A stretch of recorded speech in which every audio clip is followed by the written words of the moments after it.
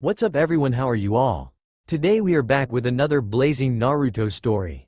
What if Naruto summons Manda council bashing? If you enjoy then please like, share and do comments. And also check the description to original creator of this beautiful creation. The night in Konoha had been calm, quiet, and peaceful. Young Naruto, a 6-year-old spiky-haired blonde boy, slept peacefully in his apartment, his pajamas and nightcap as his choice of clothing. His slumber had been uninterrupted, that was till a foreign object slammed through his roof, destroying the floor below his bed, and killing his neighbors below. During the chaos of the whole event, Naruto had fallen to the first floor and practically kissed the uninviting ground. Groggily looking around, Naruto couldn't believe the destruction surrounding him, as his bedroom no longer existed and the debris from his room mostly covering the current room he was in. Too dazed to truly be aware of his surrounding, Naruto did not see the black slime crawling out of a crater and continuing towards him. The parasite, no, the symbiote, it could no longer be called such a thing, as it had made the decision to help its host instead of slowly feeding off them, only to throw them away for another. Odd how its noble belief had angered its race to the point that they had imprisoned it and sent it off in the hopes it would not spread its belief. The symbiote knew not what deity it should thank, as it could only be by the hand of some god that its prison had not only been thrown off course from the barren planet that was its original destination, but broken upon impact. The black life form didn't want to think of the hell it could have spent in for the next several millennia if not for its new predicament. As happy as it was to be free, it was faced with a problem. It had already been some time since it had been attached to a host, and without one it would surely die. Unfortunately, the closest living being was the small child a few feet away, and experience had shown the symbiote that most kids were either too curious for their own good or easily scared. Right now it did not want to take any chances. So instead of rushing and scaring the child away, the symbiote chose to silently crawl towards the small boy and attach itself to him. When it had made contact, a thought of success and much more coursed through it as it began to sense the strong emotions inside of the kid. It hadn't long to delve on this new sensation, as it had begun to sense several life forms converging on its and the kid's position. Covering the pajama pants of its new host, it blended itself so to not be seen. Unaware of his new passenger, Naruto had begun trying to find a way out of the wreckage that surrounded him. Luckily, several Anbu along with the Hokage had arrived and helped him out. The white-robed old man carefully studied Naruto. "Naruto, are you hurt anywhere? Do you remember anything?" he asked with genuine concern lacing his old voice. The young blonde simply smiled. "Yeah, I'm okay, old man. What did happen?" Tension left his shoulders as the Hokage verified that Naruto was fine. "I'm not sure," stated the aged Kage. Naruto looked over the remains of his apartment. "I'm going to need a new place to live in." The Hokage chuckled. "Well, Naruto, that can be easily fixed. In the meantime, you can stay with me till I find you another apartment." The young boy jumped for joy at the idea of living at the Hokage's house for a short time. Unknown to either individual, the symbiote was beginning a long and slow process of bonding with Naruto. 6 years later, Naruto laughed as he bounced off yet another wall as he ran from the several Konoha nins. Why was he being chased? Well, that had something to do with a few buckets of paints and a few statues. Naruto let loose another laugh at the thought of his prank. Some would think that Naruto had done it for attention, but no, he did it due to a bet he made and he planned to collect on it. "You'll never catch us alive," howled Naruto as he ran across the side of a yellow building. The odd way Naruto referred to himself as being more than one person didn't quirk anyone, as it had been a habit he'd picked up long ago. It had worried the Hokage at first, but after a while he simply accepted it as a strange tic. But unknown to all but Naruto, it was thanks to the symbiote that shared his body. After nearly a year of bonding with Naruto, the symbiote had decided to make its presence known to its host. At first it had provided Naruto with hints of its existence in order to not spook him before truly revealing itself. Naruto had taken the news better than most would and was actually excited about the idea of being bonded with the alien life form. He even welcomed the side effects that came along with it, referring to himself as we, and as had only been the beginning. Naruto had learned that he would no longer tolerate being treated less than any normal person would.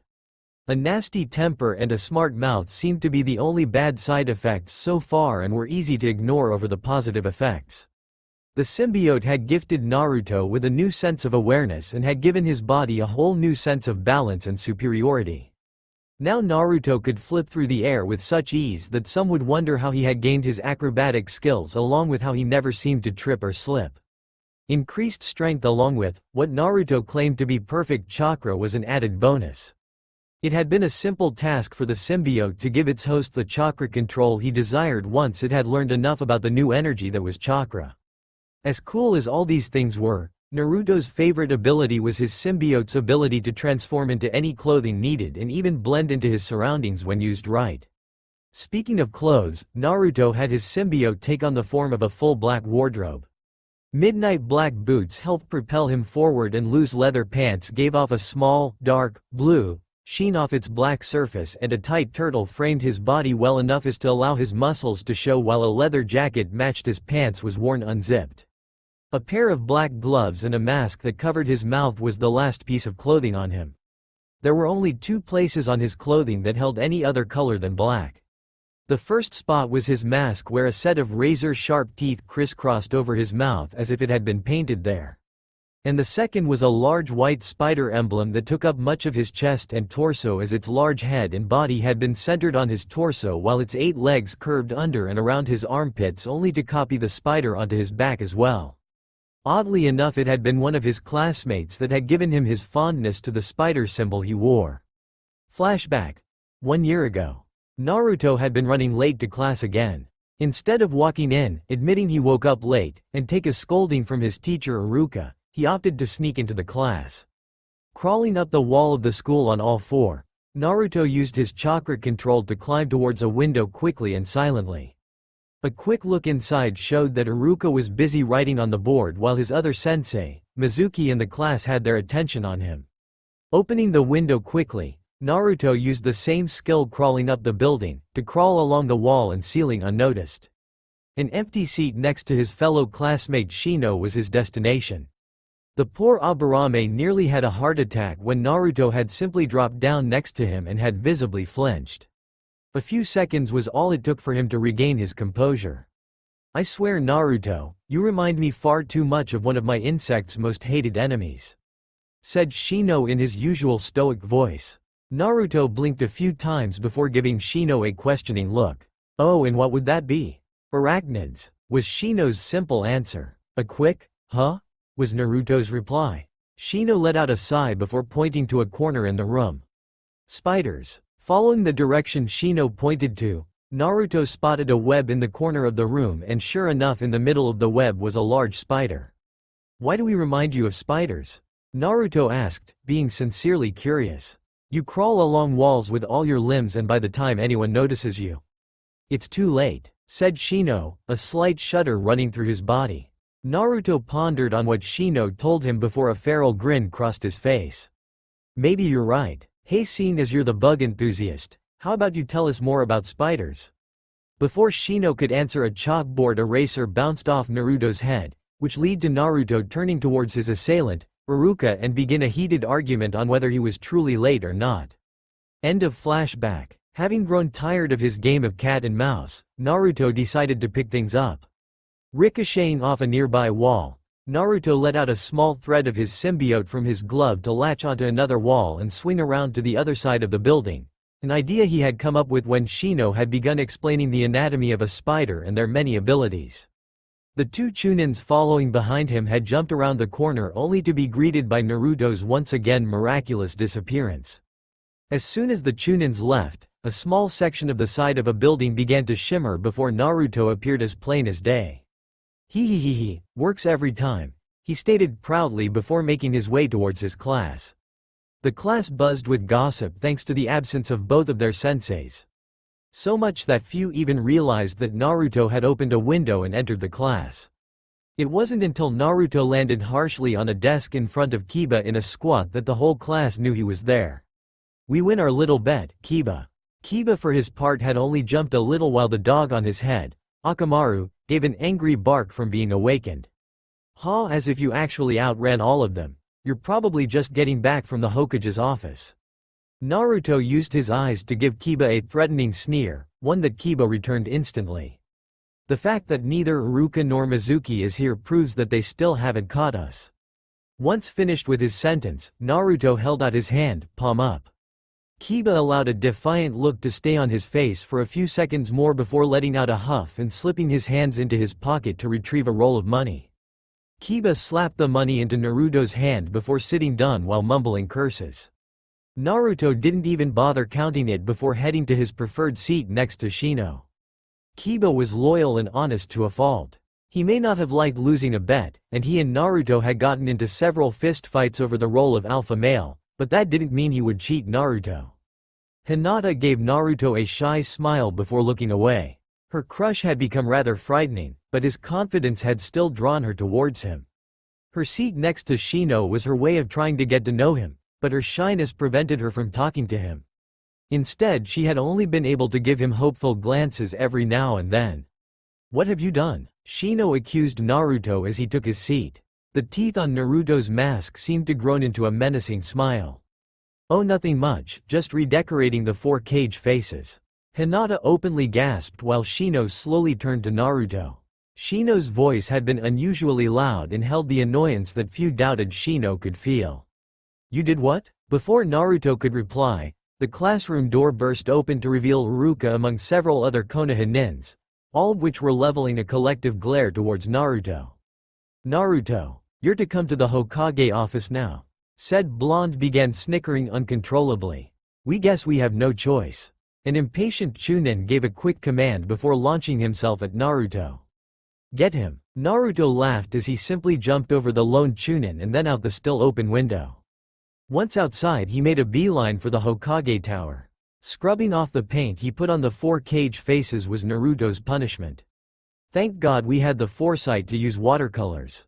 Regular paint would have taken hours to remove. Iruka had been the one to watch over Naruto as he cleaned the faces. "Naruto, why do you pull these pranks? You have the potential to be at the top of your class. In fact, the only thing stopping you is your lazy attitude when it comes to studying."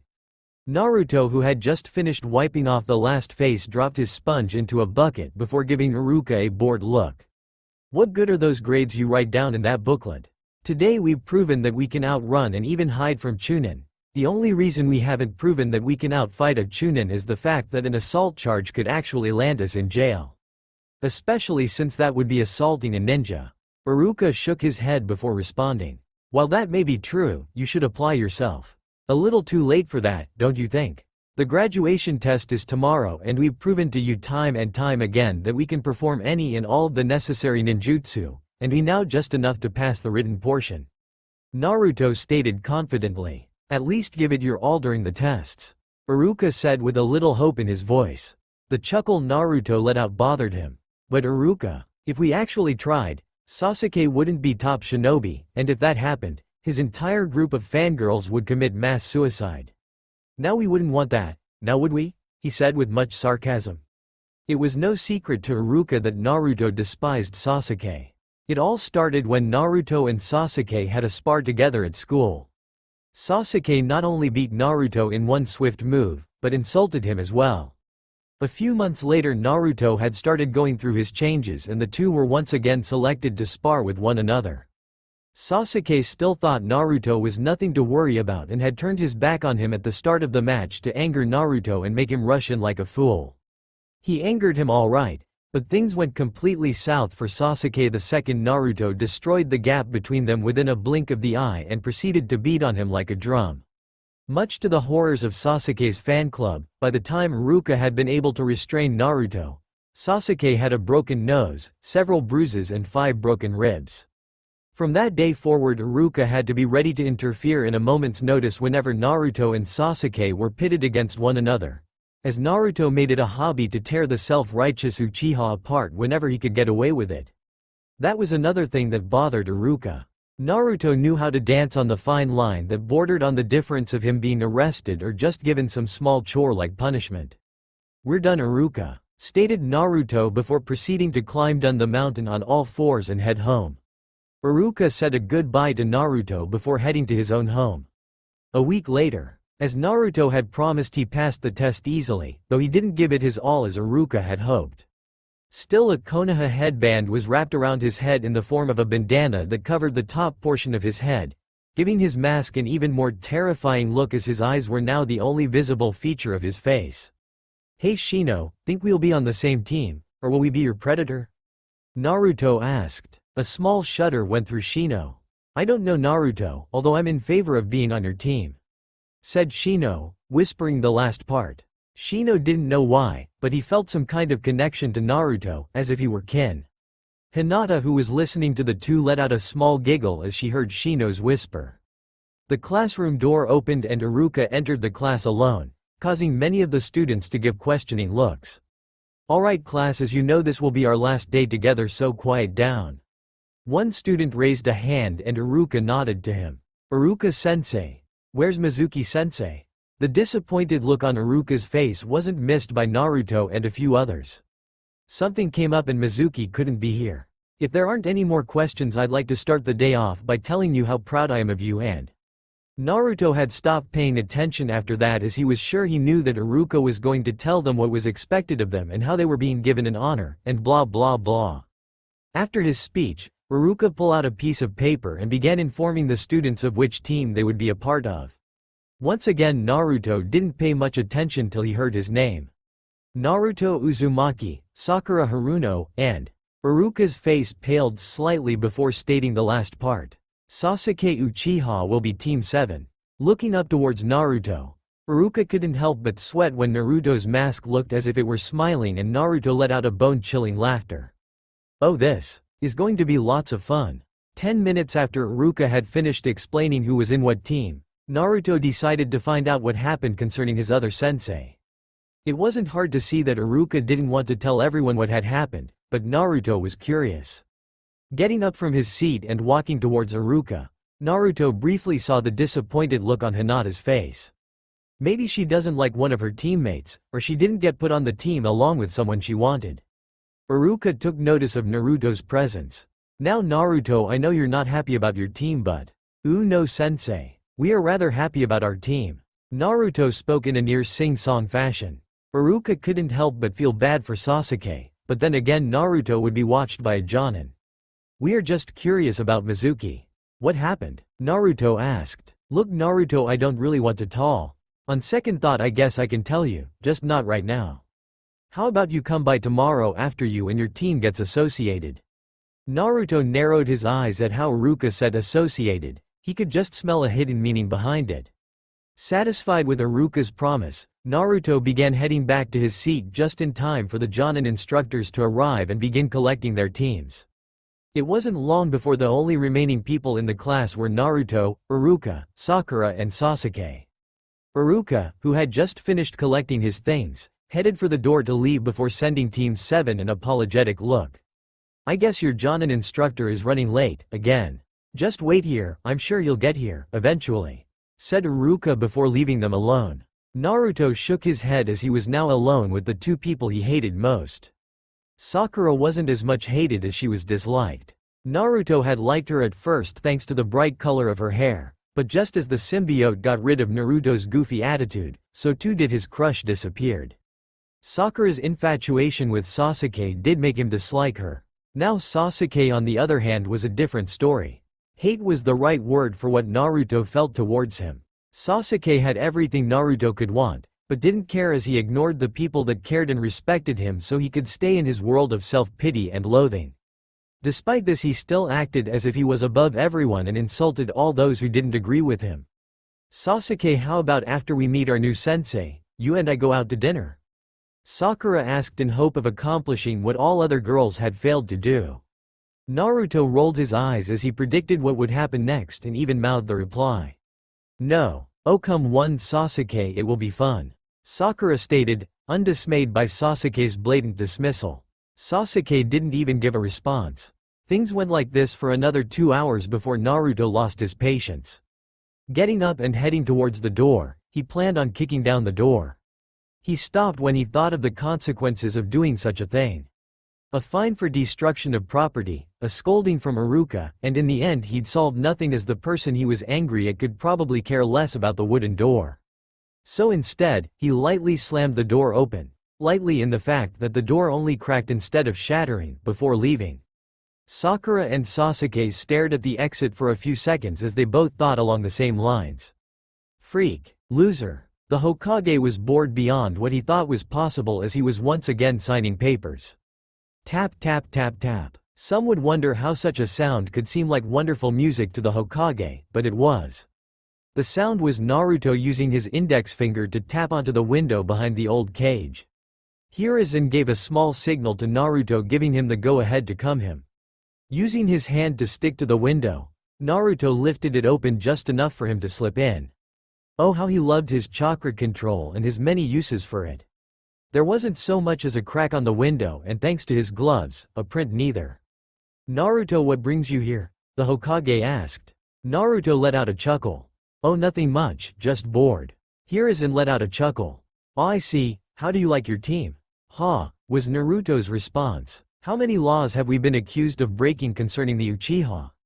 The Hokage couldn't help but shake his head as he reached into his desk and brought out a stack of papers, nearly 30 pages in total.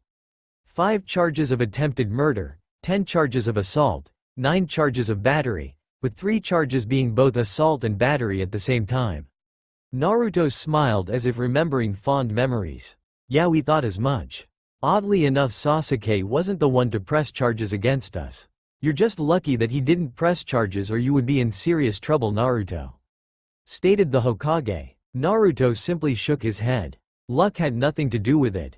If Sasuke did press charges, he would have to admit that we were strong enough to commit such crimes. One of the invisible Anbu snickered in the corner of the room, ruining his sense of invisibility.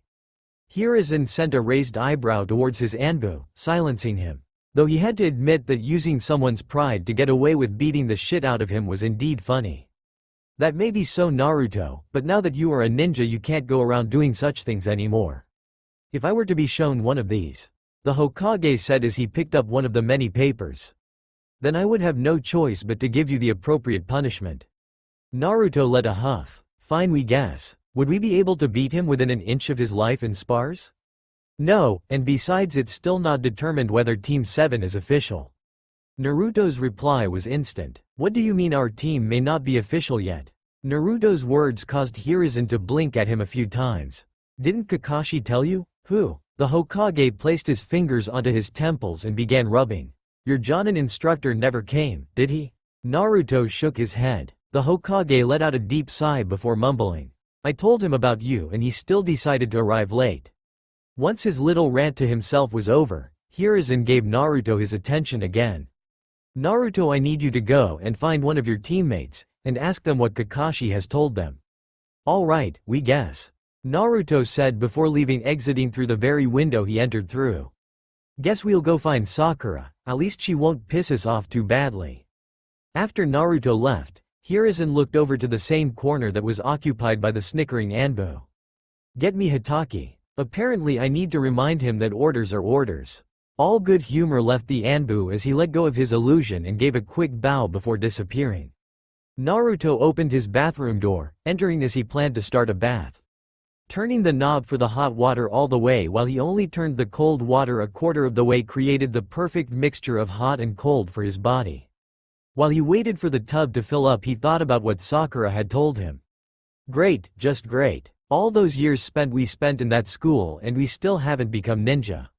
And what was that about 66%? Something about that just doesn't sit right with us. Seeing as the tube had filled up enough for Naruto to enjoy himself, he gave the command for his symbiote to withdraw into him, leaving him naked except for the headband on his head, which he simply threw onto the counter before settling into the water. No point in us worrying over tomorrow. We'll just have to take things one step at a time, thought Naruto before scrubbing himself down with a soap rag.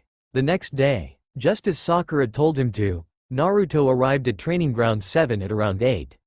Near the 3 erect training posts sat Sakura and Sasuke, both of whom looked miserable thanks to a mixture of hunger and lack of sleep. Naruto simply shook his head before leaping onto a nearby tree branch. He had tried to give her fair warning that not eating was a mistake and that their new sensei's threat was ill-founded, as if they did work so hard that they could puke, that they would whether there was substance in their stomach or none. The only difference food would make is the difference between a dry heave and a hurl. We give him 30 more minutes before we have a nice chat with the Hokage," said Naruto as he began mentally counting the minutes away. The two on the ground didn't say anything, but were in full agreement with him doing so. The 30 minutes had quickly come and gone, and just as Naruto was getting ready to leave, Kakashi appeared in the middle of the training ground via leaf body flicker. Alright, that was far too convenient, Hatake, Naruto thought. Kakashi wore the standard Jonin uniform, which consisted of dark blue shirt and pants with a green Jonin vest zipped up over it. His headband was worn in a fashion that covered one of his eyes and probably assisted his gray hair in its gravity-defying stance. Before we begin the test, I would like for everyone to say a little about themselves, seeing as we couldn't do so yesterday thanks to a missing teammate," said Kakashi while looking at Naruto. Sakura looked confused. Like what, sensei? Likes, dislikes, hobbies, and goals of the such," Kakashi stated in a bored tone. "Oh, how about you go first, sensei?" Sakura asked. 30 seconds later, Sakura was annoyed while Naruto and Sasuke could have cared less about the lazy nin and his evasive answers. Kakashi pointed towards Naruto. "Alright, how about we start off with you?" Naruto chuckled. "What's the point? You already know about us, as I'm sure the Hokage told you many things about us, and these two have been our classmates for several years." "True, but I'm sure that there are things that me and them don't know about you," was Kakashi's reply. "Yes, and if we haven't told them as classmates, then why would we want to tell them now?" Naruto said. Kakashi let out a sigh.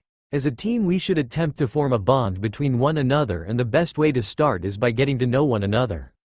But it's not definite that we are a team yet." His hand slapping his own forehead was all Kakashi could do in response. "Dear God, I can't wait to fail this team." "Fine, we'll do the test first," said Kakashi as he pulled out 2 bells and began explaining the rules of the test. After explaining the rules, Kakashi rung the proverbial starting bell and all 3 genin wannabes leapt into the trees. "Well, at least they're hiding well. I can still sense Sakura and Sasuke, but where is Naruto?" Kakashi asked himself. Guess what the Hokage said about Naruto's ability to completely hide his presence is true. It had been 20 minutes into the test and nothing had happened. Sakura was getting antsy as she was waiting for a chance to help Sasuke. Her only concern was that Naruto would get a hold of one of the 2 bells, leaving her alone as she doubted that Sasuke would be unable to attain his own bell. Suddenly a hand covered her mouth and pulled her back. She'd have screamed if not for the obvious futility. Naruto then turned her towards him and put a finger to his lips. "Says shush, we want to tell you something. Will you be quiet and listen to us?" Sakura disliked Naruto and would probably tell anyone else to go screw themselves, but at the same time she feared him even more. So instead of providing resistance, she simply nodded her head dumbly. Before speaking, Naruto decided to remove his hand from Sakura's mouth. "Only 2 of us can pass this test, and to be truthful, we don't like this team all that much. So here's what we propose. We will remove ourselves from this test so that you and Sasuke can team up together without worry that we will jump in and take a bell. Sasuke is over there in one of the trees. We advise you to inform him of our decision." Sakura nodded her head fast before a smile crossed her face and she left to find Sasuke. Just as Naruto promised, he left and began heading towards the academy. He had questions and Iruka had promised him answers. It didn't take long for Sakura to find Sasuke, as Naruto had been right about his location. Sasuke for his part had sensed Sakura coming and had sent her an angry glare. "What are you doing here? You've most likely alerted Kakashi to our location." Sakura looked down in disappointment before reminding herself as to why she was there to begin with. "Wait, I have to tell you something. It can wait till after the test, now go," said Sasuke, cutting her off. Sakura shook her head. "No, it concerns the test. Naruto told me he doesn't want to be a part of the team and has left. Now it's only the 2 of us and we can focus on getting the bells without worrying about being dropped from the program." "Why should I believe you? For all I know, he lied to you," was Sasuke's reply. Sakura's face now sported a deadpanned look. "Sasuke, this is Naruto we're talking about. He doesn't lie. If he says he's going to do something, he typically does it." Sasuke shook his head at this. She was right about that. Naruto didn't lie about what he planned to do. Sasuke knew that all too well, though he loathed the very thought of admitting it. A thought crossed his mind at the moment and an angry growl escaped his throat. Damn it, I've been waiting for him to attack Kakashi all this time for nothing. As much as Sasuke hate to, he turned to Sakura. When I go to attack Kakashi, can you give me some support? Sasuke knew better to try and attack Kakashi without some support or at the very least a distraction, something he was hoping Naruto would have provided. Sakura nearly squealed from the question given to her. Of course. With that said, the two prepared to confront Kakashi. Kakashi flipped yet another page of his orange book. He had been surprised by how patient the three had been. Normally there was at least one genin would charge in head first, he or she thinking that they could actually take Kakashi. 20 more minutes and he had begun to wonder if they had any intention of trying to pass the test at all. Two shurikens flew towards him and he simply tilted his head as the projectiles passed by. Well, it's about time something happened, said Kakashi as he looked towards his yet-to-be students. Naruto used his favorite window to get into the classroom. Iruka saw this and shook his head. You're never going to use the door, are you? Naruto laughed at Iruka's expression. That's not true, sensei. Just yesterday we used the door to leave class. Well, that explains the cracks. Iruka mumbled. Naruto walked over to the first row desks and sat down. So Iruka, what happened to Mizuki? Iruka let out a sigh. Mizuki had been caught trying to steal the forbidden scroll of jutsus from the Hokage's office and leave the village. Naruto scratched his head. So he tried to go traitorous. You mentioned that we deserved to know. Why is that? Iruka walked over to the door and ensured that it was locked before approaching Naruto and joining him on the desk. When Mizuki was interrogated, he tried to name you as his accomplice. A growl reverberated through Naruto's throat and his eyes narrowed. We take it that they didn't believe him, seeing as we're not behind bars. Iruka nodded. Inoichi Yamanaka delved into Mizuki's mind and discovered that it was a lie. Though he discovered that Mizuki had thought about tricking you into stealing it for him. But you had become too self-reliant and Mizuki figured that you wouldn't fall for his trick and decided to steal it himself. Why would he pick us? Naruto asked. Iruka's face darkened. I don't know. Despite Iruka's lie, Naruto understood instantly why thanks to the look on his face. Mizuki had been hoping to prey on the feelings of a Jinchuriki. It was wise that Mizuki didn't try to trick him as he would have come to a disturbing surprise, one that would make his imprisonment seem small. Naruto knew about his status, or to be more correct, his previous status. Flashback. It had been nearly a year since the symbiote had inhabited Naruto and it had come to a shocking discovery. It wasn't alone? For some time it had decided to study its neighbor. With enough time the symbiote learned enough to categorize its neighbor and discovered it was some kind of large fox. Why something like this inhabited Naruto, the symbiote didn't know, but it would find out if the fox could prove useful or at the very least find out if it was harmful. Months went by and the symbiote discovered many things about the fox, both good and bad. If its host could ever learn how to wield the power of the fox, then they would be nearly invincible, but that was highly unlikely as the fox wasn't like the symbiote. The fox had no intentions of helping Naruto and would kill him if ever given the chance. Luckily the seal on Naruto's abdomen prevented the fox from doing so and ultimately made the fox harmless. In the end, the symbiote decided that the fox had to go. It came to this decision not because it viewed the fox as a threat or hindrance to Naruto, but because it felt that the fox was nothing but a waste of space. As long as Naruto had the symbiote, why would he need the fox, especially when the fox would rebel against Naruto at every given chance? Instead of having a battle of the wills inside of Naruto's mind, the symbiote decided to simply crush the fox at the source. Ironic how the all-powerful fox was unable to even defend itself so long as it was sealed in Naruto, while the symbiote was capable of so much more while in Naruto. The fox did attempt to fight back but ultimately failed as the symbiote took no form and simply smothered the soul that emitted the mental image of the fox till death took hold of it. Flashback end. It's a good thing that Mizuki didn't go through with his plan to use us, cause we would have ripped his skull and spine from his body. Naruto stated. Iruka shuddered as he knew full well that Naruto would do so. Let's put this behind us, Naruto, what's done is done. So how are things going with your team? Naruto let out a chuckle. Not sure, we left Sakura and Sasuke to complete the test. Iruka had to ask himself if he heard Naruto right. Yeah, Naruto had done many unbelievable things, but never something like this. Naruto, why did you do such a thing? Iruka yelled. Because Kakashi attempted to pit us against each other. Naruto simply stated as if it was such an easy concept. Iruka gave Naruto a questioning look. What do you mean? He gave us a test that required us to get 2 bells from him. The person that didn't get a bell would be dropped from the ninja program. So we decided to remove ourselves so that the others could pass without worrying about our interference. Iruka nodded at this line of thought. Though he knew it was bullshit that Naruto would be removed from the program, he decided to ask his question. So what about you? You just going to give up on being a ninja? A hearty laugh came out of Naruto's mouth. No, I know there's no way the old man would prevent me from becoming a ninja, just because of a silly test like this. Naruto paused before continuing, especially with my status as a Jinchuriki. He lied. Iruka's eyes widened. So you know. Naruto nodded his head. For a while now. Jumping off the desk he was sitting on and making his way towards the window. Naruto stopped only to look at Iruka for a brief second. Our chat has been fun, Iruka. Maybe we'll be seeing you soon.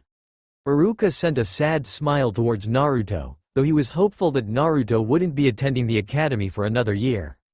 After leaving the academy, Naruto decided to get a bite to eat before heading home. He was simply jumping from roof to roof, minding his own business as he made his way through the village when 3 kunai embedded themselves in his path. Sensing a presence a few feet behind him, Naruto turned his head to find Kakashi glaring at him with his lone eye.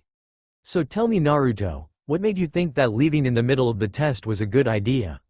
Naruto simply shrugged his shoulder in an I don't care fashion. It was for the good of the team. Kakashi looked like he didn't believe Naruto, at least that was the emotion his lone eye revealed. Well, just so you know, your absence has caused your team to fail. I hope you're happy with a civilian life, said Kakashi. Ha, as if you would simply track me down to tell me this, you lazy bastard. Don't try to rile us up just because we refuse to play your game, Naruto said before jumping off the side of the roof and disappearing from Kakashi's sight.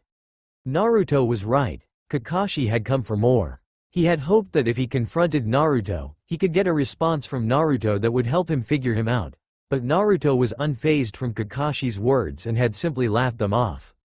Looking at the time, Kakashi decided that he better head to the Hokage Tower and give his verdict on Team 7.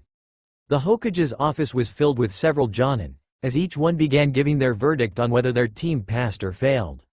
This went on till there were only 3 teams left, and 2 of the jonins of the team approached the Hokage's desk. Team 8 has passed their test and are prepared to be administrated into service, said woman that could be described as a supermodel. Her long black hair was filled with waves and curls. Red eyes filled with respect gazed at the old man, and her choice of clothes was a battle dress composed of several bandages that had been sewn together in a spiraling pattern that stopped mid-thigh and only had one red long sleeve. Same goes for Team 9, said the second jonin, who wore a similar jonin outfit that Kakashi wore. A lit cigarette bobbed up and down from his mouth as he talked. His other defining feature was his tan skin, spiky hair and beard that made him look like a younger Hiruzen Sarutobi. Now only one of the teams was remaining, and its jonin had yet, not truly surprising all who knew of his habit. The Hokage was just about to signal for an anbu when Kakashi appeared in a swirl of leaves. Sorry for being late, I had to deal. Can it, Kakashi, what is your verdict?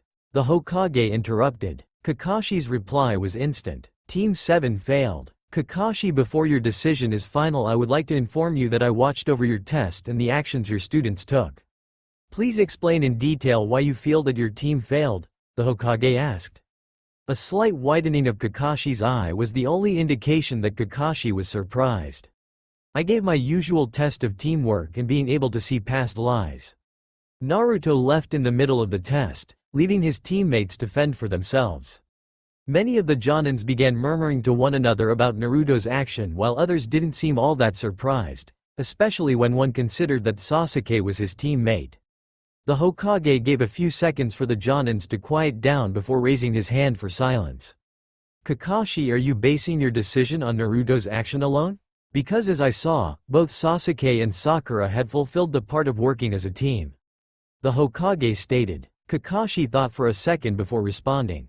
No. While Sakura and Sasuke did work together, they didn't do so until Naruto left. While they show that they are capable of working together, they also showed that they aren't capable of working with Naruto. The Hokage nodded. As that may be, they can learn too. I'm going to be honest with you, Kakashi. Whether you failed Team 7 or not, Naruto will still go on to be a Konoha ninja. The room once again filled with murmurs as they couldn't believe what their Hokage had said. Kakashi was the first to recover from his shock and decided to ask the question everyone was wondering. Why would Naruto still be a genin if Team 7 has failed? There is a reason I put Naruto into Team 7 and not because of his grades. I wanted to test Naruto, and he passed. Naruto hates Sasuke, this is no secret. He could have chosen to sabotage Sasuke and ensure that he couldn't become a genin. Instead, Naruto chose to remove himself so that the team would be able to operate effectively. I wanted to see if Naruto would put the mission before his feelings, and he proved he could. Several of the Jonins nodded as they had heard of the several times Naruto had put Sasuke into a hospital during what was supposed to be a friendly spar. Hokage, does Naruto's status as a Jinchuriki have anything to do with this exception you're making for Naruto? Kakashi asked out of curiosity. The Hokage shook his head. Not entirely. If Naruto was ineffective as a ninja, I wouldn't allow him to pass. Kakashi, some would refer to yourself, Sasuke, and I as prodigies due to our ability to learn almost anything. But people like the first Hokage, Hanzo the Salamander, and Naruto fall into a category I like to call naturally skilled ninja. No one truly taught them, yet they are powerful ninja for one unknown reason or another. Despite Naruto's massive chakra stores, his chakra control rivals that of a medic nin.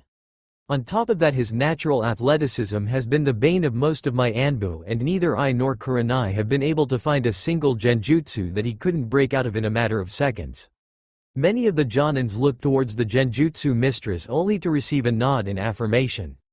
Naruto is too gifted to simply live a civilian life, and I won't let his talent go to waste when he wants to pursue a career as a ninja. So I'll ask you again. What is your verdict for Team 7? Kakashi closed his lone eye as he thought over all he had been told. Sir, you do realize that if I did pass my students that they wouldn't work together? Hiruzen shook his head. The question isn't whether Naruto will work with Sasuke and Sakura. He proved that he could set aside his feelings today. The real question is if Sasuke and Sakura will work with Naruto. Kakashi let out a sigh as he agreed that was the situation. Maybe if I have them work on a lot of team building exercises they will get along. Team 7 passes. That's good to hear, Kakashi. Everyone is now dismissed, the Hokage said as he planned to get to work on finishing the paperwork he was falling behind on. Every Jonin except Kakashi left. Seeing this, the Hokage gave Kakashi a questioning look. Is there anything else I can help you with? Kakashi nodded his head. Has Naruto always been so talented? And if so, why hadn't he graduated earlier like Itachi? The Hokage pulled out a pipe and lit it before answering. Naruto's life has been hard enough with his burden. I wanted him to enjoy his childhood. We all know the various horrors that ninja risk facing, no reason to throw him into that life so soon.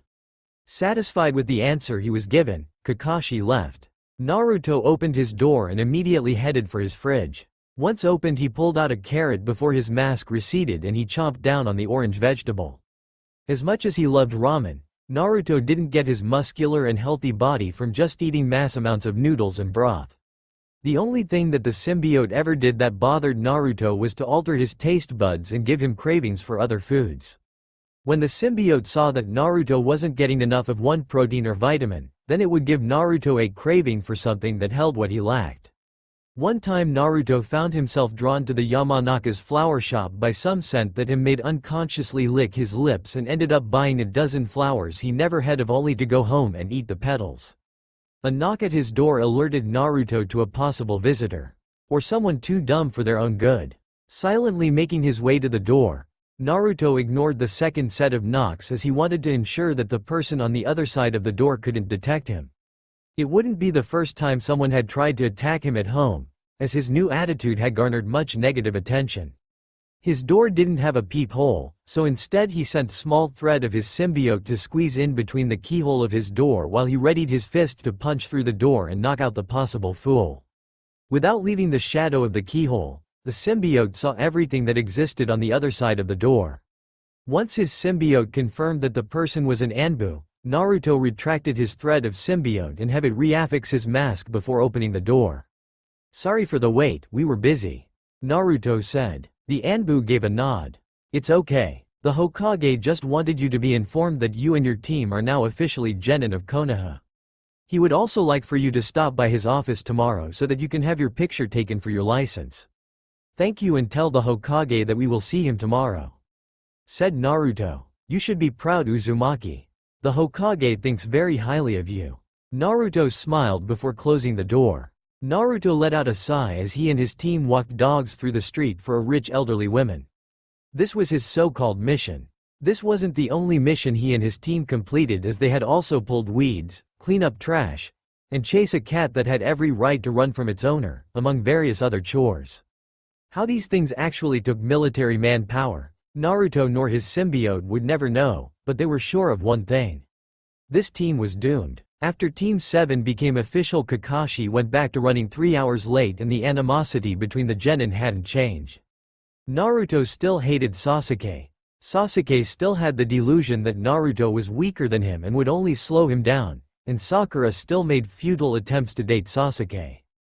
Kakashi had given them many team-building exercises, but this had solved nothing except giving each member a good understanding on how the others fought. While Naruto would admit that it did help to know a little more about Sakura's habits when she fought, he had already known plenty about how Sasuke fought.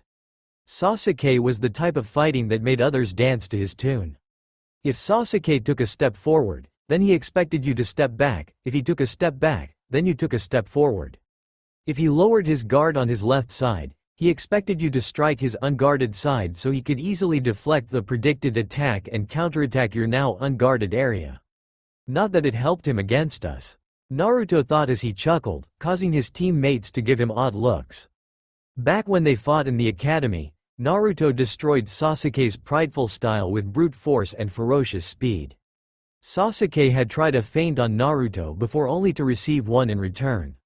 When Sasuke's real attack missed, Naruto followed up with a lariat. Sasuke had been just able to put up a guard, but with the momentum of his speed combined with his strength, Naruto's attack had caused Sasuke to backflip, landing hard on his abdomen first with the rest of his body following. Despite the pain he felt, Sasuke had been able to continue fighting after that, but he had learned that when it came to Naruto, blocking was next to useless. One of Naruto's dogs tried to chase after a cat and nearly caught it when AARRRKKK. A strong yank of his leash solved that problem. Was that really called for? Kakashi asked, clearly not liking the act. Naruto shook his head. It's a dog, Kakashi. Show it who's boss and it will obey, let it do as it please and, well. Kakashi followed Naruto's line of sight to find Sakura having trouble with her dogs as they tried to split off into different directions. Still, your dog made an awfully loud yelp. I would prefer it if the owner doesn't find out. Kakashi stated in a bored tone. One of Sasuke's dogs attempted to split off from the group and Sasuke tried to mimic Naruto's action, or at least he tried. Sasuke did succeed in keeping his dog from leaving the pact, but lacked the strength to yank it back into the group. Instead, his dog stood on his hind legs as its body weight leaned forward while it let out a troubled breath thanks to the collar digging into its throat. Naruto didn't miss the look of anger on Sasuke's face and didn't even bother hiding his awareness as he let out a laugh. Students, please don't manhandle the client's dogs, Kakashi said in a bored yet ordering manner. Sasuke simply grunted in response and Naruto ignored Kakashi as he slowed his pace in order for him to fall back with Sakura. With one hand he took hold of her leashes and with the other, gave her the leashes to his now obedient dogs. Sakura nodded as they traded off dogs. Thanks, Naruto, she said as Naruto began getting the dogs under control, much to the dismay of Kakashi as several yelps could be heard. Over the last few weeks, Sakura discovered that Naruto wasn't such a bad guy, as he would offer her help whenever she needed and usually didn't act like an ass if she didn't do something to upset him first. She still thought that he could be scary and didn't approve when he badmouthed Sasuke or worse.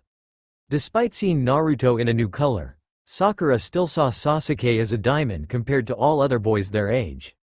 There had been several times that she had tried to defend Sasuke by implying that Naruto was just jealous of Sasuke or trying to act cool. Something that Naruto just laughed off, which had slowly caused Sakura to decrease the number of rants she made. Turning one last corner and walking an additional block, The three genin and their sensei stopped in front of a gated yard that surrounded a luxurious two-story house. Walking through the gate, each genin unclipped their leashes from each dog's collar before dropping off the leashes and heading back to the Hokage tower. Naruto along with his fellow genin and sensei stood in front of the Hokage's desk giving their reports. As if walking dogs requires a report, Naruto thought, and preparing to get another mission, chore. Well Kakashi, it seems your team has done well to finish their previous mission. Any chance they are up for another D-rank mission today? For a second the Hokage and Kakashi looked towards Naruto, both wondering if he would object to yet another D-rank mission. Naruto for his part was thinking about doing such a thing. Only thing that stopped him from making their thoughts reality was a question he asked himself. Even if we bug him for a C rank, will we get something exciting or boring? Naruto thought back and forth between the possibilities and the differences. Sure, it would be nice to get out of Konoha for a C rank mission, but what if all he ended up doing was escorting some paranoid merchant? That would be 4 or 5 days of him just walking on civilian roads. Hell, we could do that here. Despite his inner thoughts, Naruto still wondered about the possibility of going on a nice action-packed trip. Hey old man, got any C ranks lying around? The old Hokage smiled while a few others gave him glares for his lack of respect. Naruto, I'm sorry to tell you, but your team isn't ready for a C rank. The razor-sharp teeth on Naruto's mask seemed to form into a feral grin as Naruto caught the fact that the Hokage told him that his team wasn't ready, instead of saying that he wasn't ready. We know. We're just curious if there are any available and what their objectives are. Kakashi gave Naruto a questioning look. Why do you want to see them if you know we can't take the mission?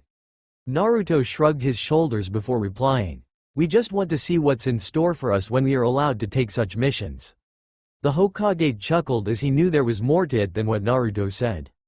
Picking up a scroll that he had yet to file, the Hokage handed it to Naruto. Naruto opened it, scanning through the mission objectives and locations involved. Seems like an escort mission, bridge builder from Wave. Looks like an old drunk, if he traveled all the way here in one piece then he can travel all the way back just as well. Just as we thought, paranoid old fool, or ease lyi. No, we're overthinking things. Rolling up the scroll and handing it back, Naruto took his place next to his team. Both the Hokage and Kakashi stared at Naruto a second, waiting to see if he would make any demands. To their surprise he stayed silent. So Kakashi, do you think your team is able to take on another mission? The Hokage asked. Kakashi shrugged his shoulders and was given another D rank for his team to complete. A week later, Naruto dashed through the village and towards the Hokage tower, leaping and bouncing from building to building. Why was he in such a hurry? Well, that was thanks to an Anbu informing him that his presence was immediately required in the Hokage office. While Naruto acted out a lot and didn't play by others' rules, he knew that when an Anbu was sent to retrieve you, fun time was over. He respected the old Kage too much to gripe about being woken up so early, and was truly interested in what was so urgent. Arriving at the tower, Naruto chose to climb up the wall and use his usual exit instead of simply walking through the front door. As far as he was concerned, it was faster and less of a hassle. Reaching the window, he opened it with his usual trick and flipped himself in. Once inside, he saw that his other two teammates were already there and much to his surprise, his sensei as well. Guess he knows not to rock the boat when it comes to the old man. Kakashi merely gave Naruto a puzzled look as he watched him enter via window. Though Kakashi wanted to comment on it, he knew that the Hokage was in no mood. Guess the Hokage's favorites are allowed to enter through the window. Once Naruto was standing next to his team, the Hokage spoke. I'm sorry for waking you up at this time, but I'm in need of Team 7's services. 3 days ago I sent Team 10 out on a C-rank mission because I believed that they have built a reasonable amount of teamwork. I got a letter today informing me that their client lied when he filled out his request forms and that Team 10 had been ambushed by 2 missing nins, the Demon Brothers. The client is currently being hunted by a man known as Gato, a man who has a large wealth and is hiring missing nin to kill our client. This mission has been increased to an A rank now and Team 10 needs reinforcements. Which is why I've called you here. Before Kakashi could even add in his 2 cents, Naruto jumped in. We'll accept, he stated excited. Now hold on Naruto, Kakashi ordered before turning to the Hokage. I don't mean to question your thoughts, but why not order Team 10 back and send more qualified ninja to complete this mission? The Hokage nodded at this question. I understand your concerns, Kakashi, but I believe that Team 10 and Team 7 combined will be enough to complete this mission. I also believe that this will act as a good experience for both teams. Besides, it's not like I'm only sending the genins out, you and Asuma will be with them as well.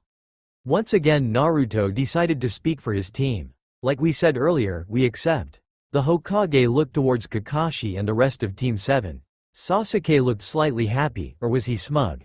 The Hokage couldn't tell. Sakura looked unsure and unhappy from the reactions of her two teammates. Kakashi just shook his head. I guess Team 7 will head out and assist Team 10. Alright, everyone, meet at the gates in 2 hours. Be sure to pack supplies. Good answer, Cyclops. We'd have made your life miserable if you denied us this chance, Naruto said before leaping out the window he came in. The Hokage couldn't help but chuckle at Kakashi's expense as said Jonin sighed before leaving via leaf body flicker while his other two students took the door. 3 days later, upon arriving in Wave, Team 7 could just smell the despair that emanated from the water-surrounded village. But for Naruto none of this mattered as he was bothered by the fact that the mission he discarded turned out to be the adventure he wanted. Making their way through town, it didn't take them long to arrive at the client's house. Once there they met their client, Tazuna. Just as Naruto believed, the man was an alcoholic as his breath reeked of sake. Naruto easily ignored this while his team made their way to a guest room, only to discover that Asuma was bedridden. Both Ino and Choji immediately seemed relieved when they saw their much-needed support.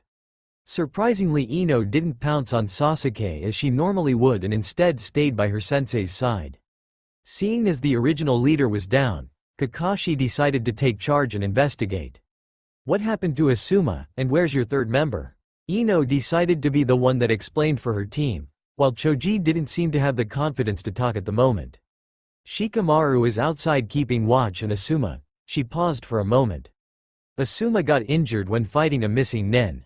I don't remember his name, Asuma-sensei kind of mumbled it. Choji decided to put his 2 cents in. Asuma-sensei said his name was Zabuza. Kakashi's lone eye widened. You mean Zabuza Momochi? Choji merely nodded his head in response.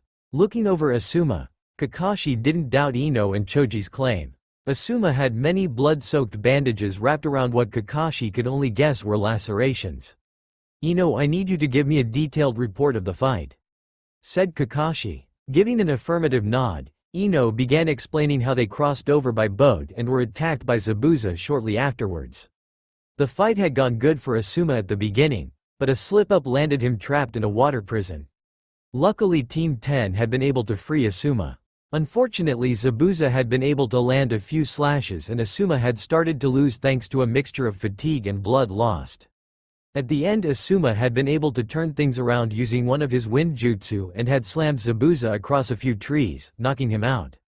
But before Asuma could give Zabuza the finishing blow, a Kiri hunter nin beat him to the punch with a few senbon needles to the neck and afterwards carried Zabuza's body away.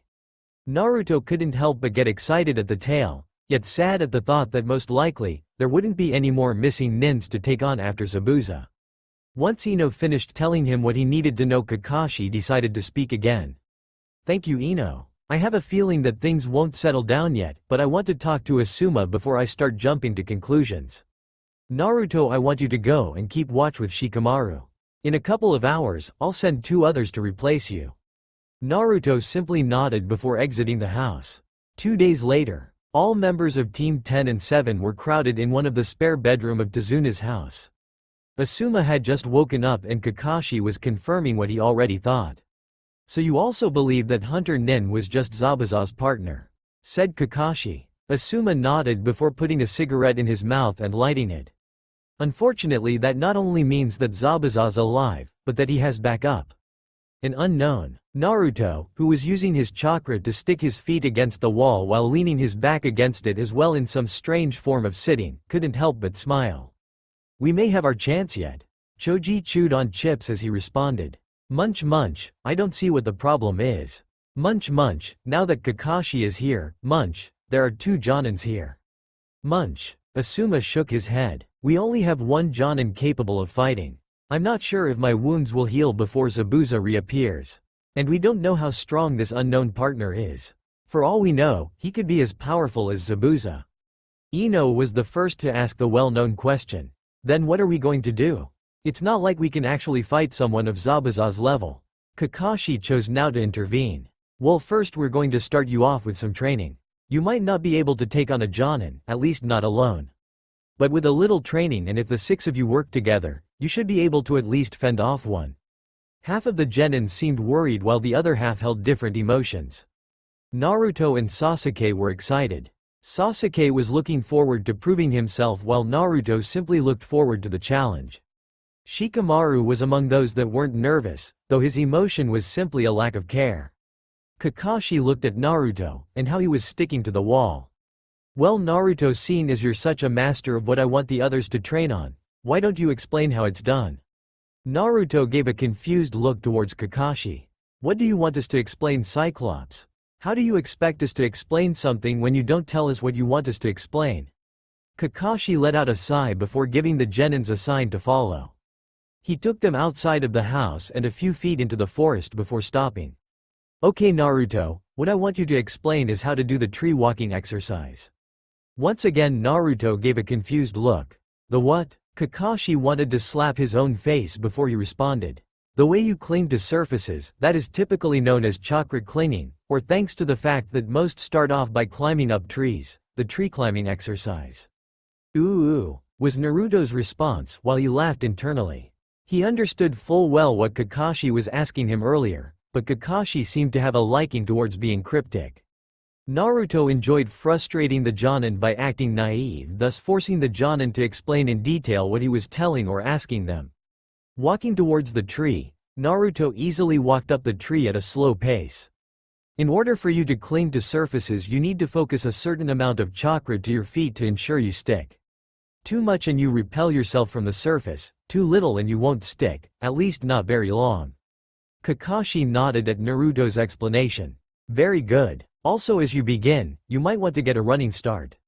With that said, Kakashi threw a kunai in front of 5 trees. Mark the tree at each attempt. This way you can keep track on how far you've reached. Naruto, I'll go watch over Tazuna today. Watch over their progress, and help them if they need it. Naruto gave a mock salute as Kakashi left. Looking back at the others, Naruto gave a questioning look. So what are you guys waiting on, a starting bell? As if he actually rung it, the 5 began running up the tree. While 4 ran up their tree while Shikamaru decided to take it slow. Oddly enough, it was Sakura who made it the farthest, with Ino only a few steps behind her. Choji and Sasuke had gone up a 10th of their tree before having to jump off due to lack of control. While Shikamaru had yet to leap off his tree, he was going at a snail's pace. Looks like Shikamaru's got the right mindset. Naruto whispered to himself. Redirecting his attention to the 2 girls, Naruto saw that they had yet to retry. Sakura, Ino, what are you doing sitting around? We've already proven we have great chakra control, we don't have to do this training. Said Sakura with Ino giving a supporting, yeah. Naruto shook his head at this. Keep repeating the exercise. It'll be good for you. Ino looked unconvinced. How many times do we have to do it? Over and over and over again till we say stop. Sasuke, who was trying to focus on climbing his tree, decided to put in his 2 cents. And what are you going to do while we're doing this, idiot? Naruto's chuckle caused Sakura to freeze as she feared the worst for Sasuke. She let out a breath she didn't know she was holding when Naruto spoke instead of beginning to tear into Sasuke. Ooh, it's not what we're going to do that should be the question. Naruto said as he reached for his back pocket. The real question is, what's Kakashi-sensei going to do? Both Sasuke and Sakura immediately stopped as Naruto held the all-familiar book that Kakashi was constantly reading. Naruto, you didn't. Sakura yelled. Ino, Choji, and Shikamaru all gave confused looks to each other before dismissing the occurrence and decided to go back to their training. Naruto opened the book and began reading. I've always wondered what these little orange books hold. I mean, even the old man has a few of them stashed away. Sasuke returned to his training with renewed vigor. The thought of Naruto actually being able to pickpocket a Jonin infuriated him. Sakura just shook her head as the action was only typical of Naruto. Nearly 30 minutes later, Naruto took his attention off the book and checked how the five were doing. While they all were beginning to sweat, Naruto was sure there was another way to make things interesting. Looking between the current page he was on and his teammates, a wicked grin spread across his face. Satoru's hands glided across Carrie's naked flesh, brushing across her erect pink tit and giving her a firm squeeze. A honey-filled moan was released as a reward from Carrie as she enjoyed the feel of his rough, calloused hands. The effect was immediate. Ino, who was taking a break, turned beet red while Sakura nearly fell off the limb she was standing on. Shikamaru was forced to finally fall from his tree, a nosebleed as his undoing. Sasuke slipped and ended up slamming his face into the dirt, and Choji, who was running towards his tree, ended up fumbling forward till he slammed his face into his tree. Once they all recovered, they looked towards Naruto. Shikamaru, Ino, and Sakura were too shocked and embarrassed to do more than gawk. Sasuke and Choji, on the other hand, had enough pain on their face to allow them to send heated glares toward Naruto. Naruto, for his part, was too caught up laughing his ass off to care. Tazuna entered his house with Kakashi following him. The second Kakashi entered the dining area he felt two sets of eyes, giving him all the female fury they could. Kakashi gave a dulled look in return. Griat, first I've lost my book, and now I had to deal with two teenage girls. What else can go wrong? Taking his place at the table, Kakashi looked around to notice that aside from Tazuna, his daughter Tsunami, and her son, that Asuma had joined them as well with the aid of some crutches. Another thing he noticed was that Naruto seemed to be in a rather good mood. So Naruto, how did their training go? The seemingly innocent question seemed to cause a mixture of reactions from the genins, though embarrassment seemed to be the more common feeling. Naruto's chuckle didn't bode well to Kakashi. Okay Naruto, what did you do? Don't worry sensei, we believe they did well. Though I'd have to say I'm more proud of our team bonding than anything else. Kakashi's lone eyebrow rose. Team bonding? Naruto's chuckle began turning into a snicker. Yeah, we decided to read them a story to help us bond. Oh, a story. That's not so, oh dear god, that's my book. Naruto pulled out the orange book and brandished it in front of Kakashi. We decided to read them a story from your book. Hope you don't mind. Asuma fell back laughing. Oh god, I knew something was up, I just cool.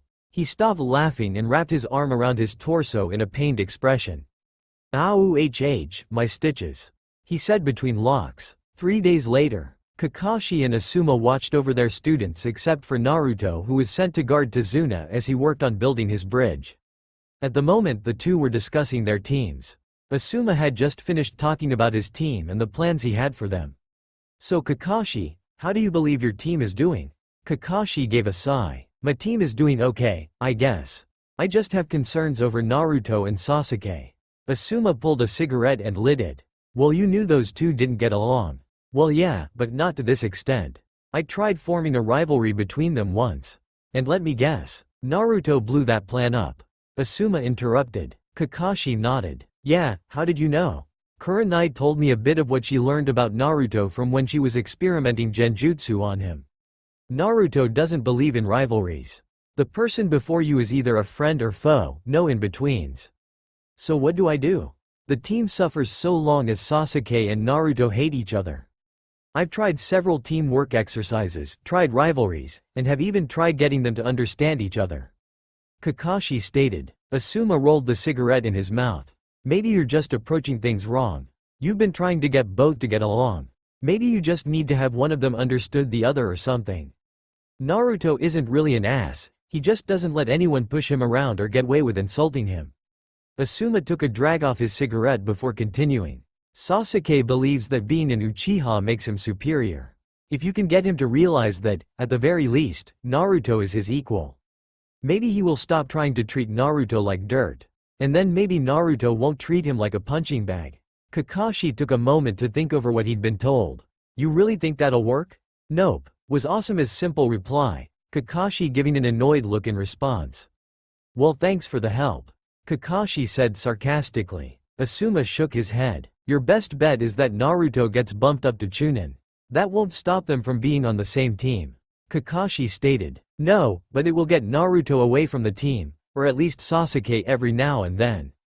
A nod from Kakashi showed he agreed. While Kakashi and Asuma continued their conversation, Sakura and Ino began conversing about the blonde teen as well. Geez, Sakura, Naruto hasn't changed at all since the academy. He's either being an ass or annoying, Ino stated. Sakura shook her head and she began running up her tree again. He can be annoying every now and then, but he usually isn't an ass. You kind of got to provoke it from him. I mean, when has he snapped at us or been mean to us during our entire trip? Ino shrugged her shoulders. Well, he hasn't been an ass, but I still can't believe he read that book out loud while we were training. Sakura blushed as she remembered the occasion. Well, luckily he's guarding Tazuna today, so he won't have to worry. Thank God for that, Ino thought. It could have been a lot worse. Shikamaru added, deciding against his nature to get involved in the conversation. How so? Ino asked. Sakura and Choji decided to listen in as well. He could have replaced the character's name and description with ours. Truth be told, I'm surprised he didn't. Both Ino and Sakura paled at the thought, though Ino sported a slight blush as she thought of her name replacing Kari's and Sasuke's replacing Satoru's. Each genin got the thought out of their minds and went back to their training. Soon afterwards Kakashi began approaching them. Alright, I think that's enough for today. Naruto and Tazuna should be returning to the house any second. 3 days later, Naruto slept on a black hammock out in the woods as his light breaths were the only real sound. His hammock took on a spiderweb-like pattern, and if one were to look close enough, they would see that Naruto's sleeping arrangement was slightly melded to his back. Why was he sleeping out in the woods? There was a rather simple answer for that. He didn't want to commit murder. Tsunami's son had one day criticized the ninjas at the table, telling them how stupid they are for going up against Gato and how they were going to die. He further went on to say how none of them knew anything about suffering and pain when Sasuke boasted on how Gato's men had never fought ninja before. Naruto had been livid upon hearing the boy's pessimistic whining and ended up leaving in order to vent his rage.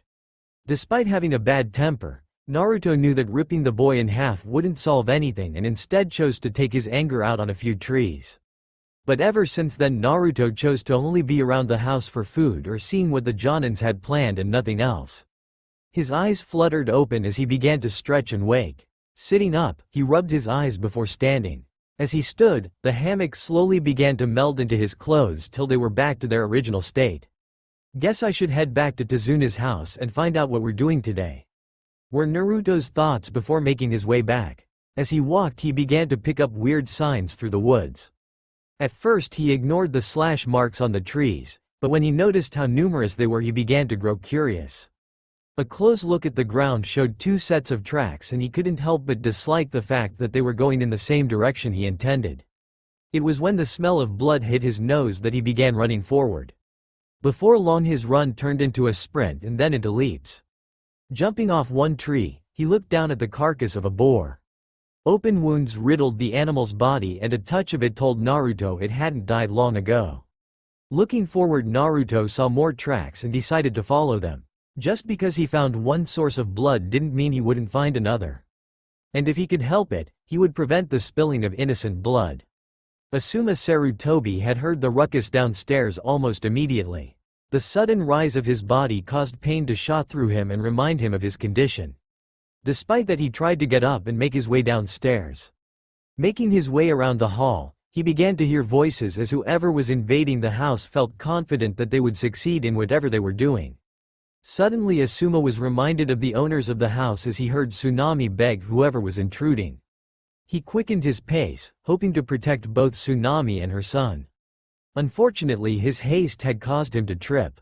The sound he made alerted the 2 goons and Asuma cursed as he heard one of them making their way towards him. Maybe this is for the best, Asuma thought as he grabbed one of his trench knives. He prepared himself as the footsteps got louder and readied his hand to strike. His opportunity never came as the 2 intruders turned their attention to something else. A fight broke out between a newcomer and thugs. Whoever the person was, he took out the 2 brutally but quick. The sounds of hard, powerful hits echoed towards Asuma and the obvious sound of a neck snapping was the last he heard before silence filled the house. It almost seemed that the fight was over as quick as it started and Asuma decided to make his way to the living room. Once there he saw 2 dead bodies near the center while Tsunami and her son were huddled in a corner. What happened? Asuma asked. After giving her son an assuring whisper she turned to Asuma. Those guys came, hired thugs of Gato. And Naruto killed them. Asuma thanked her before going over and checking the two corpses. Just as he thought, one of them had been killed via broken neck. But the other had died from internal bleeding. Further study revealed an already showing bruise over the man's temple and a sideways footprint sunk into the man's chest. If Asuma had to guess, he'd say that Naruto had punched the man over the head to stun him before kicking the man's chest in, crushing his rib cage while simultaneously causing the new broken bones to rip and tear the flesh around them. A little brutal for a ninja, but efficient none the least. Tezuna's unfinished bridge was covered in a thick fog and the sound of fighting could be heard. Sakura stood in front of Tezuna as his only guard while the rest of her team and partners fought. Zabuza, who was wearing a sleeveless blue shirt along with urban camo pants, fought with a giant sword that stood nearly as tall as himself against Kakashi. The masked Konoha nin had raised his headband to reveal a healthy mature Sharingan eye. While Kakashi and Zabuza fought, Team 10 stood outside of an ice dome. The trio watched as Sasuke tried to fight Zabuza's partner, only to be pelted by Senbon. Entering the dome was suicide while nothing they did on the outside seemed to harm the dome. It was this scene that Naruto arrived to as he flipped over the railing of the bridge. The three standing on the outside jumped back and only let go of their tension when they recognized Naruto. "What's going on here?" Naruto asked. Shikamaru decided to speak for his group. "Troublesome blonde. Sasuke got himself trapped in there. We've tried to help him, but there doesn't seem to be anything we can do. Breaking this ice seems near impossible and the enemy is too fast for us to do anything." Naruto looked inside the dome just in time to see a flurry of blurs rush from one mirror to the next while Sasuke received a few more senbon into his skin. A fact that caused Ino to gasp.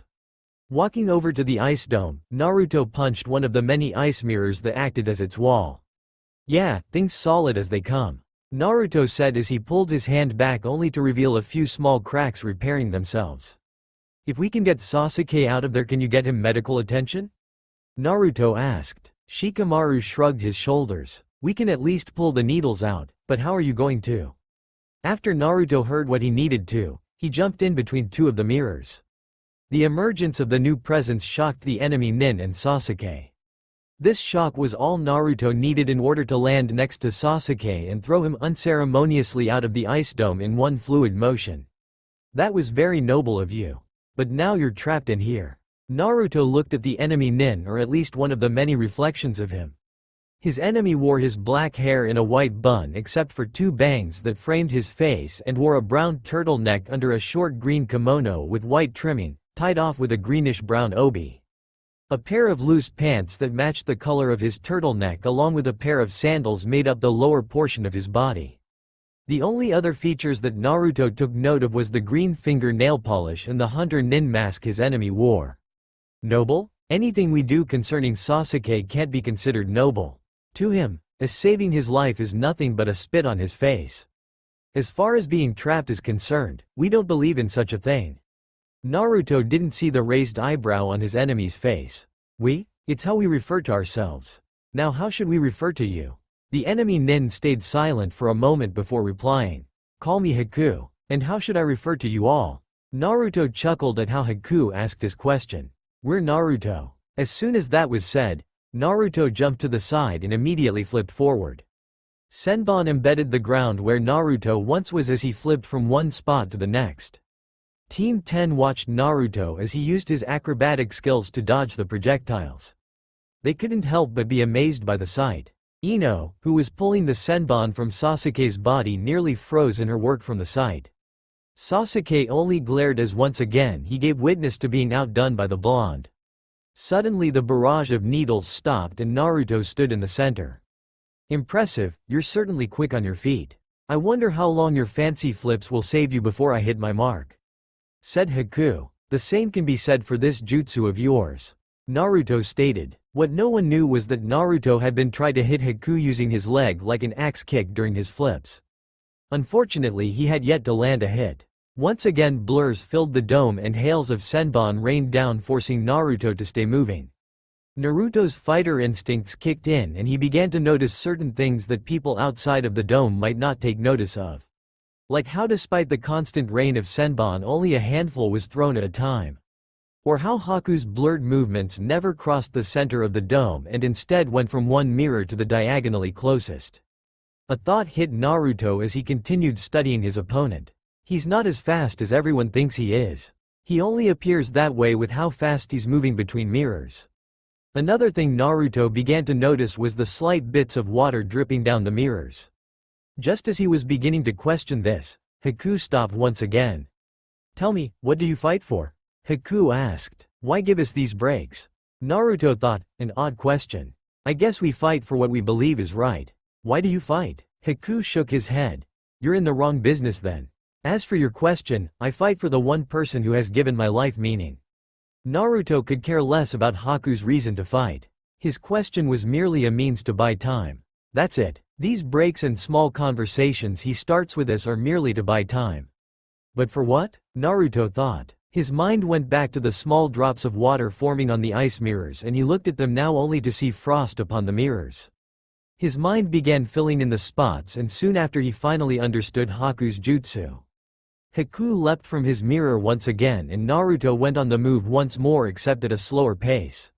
He wanted his opponent to think he was beginning to slow down and allowing a few senbon to pierce him was an added bonus to aid in his deceit. Naruto used his lesser speed to allow him to monitor Haku's movements more closely and waited for the perfect time to strike. A blur clearer than usual of Haku came into his vision and Naruto didn't waste any time in throwing his fist forward while unleashing a small tendril of his symbiote. Haku had been struck by the sticky substance and in turn retaliated with a handful of senbon. Naruto didn't even attempt to dodge them and instead used Haku's momentum against him and swung his tendril sideways, guiding Haku straight into the ground. Before Haku could even react, he felt himself sent airborne towards Naruto, thanks to the still connected tendril and set back towards the ground from a strong right hook. Haku didn't allow himself to stay dazed for long and tried to get into one of his mirrors when he discovered that Naruto's black tendril was no longer attached to himself.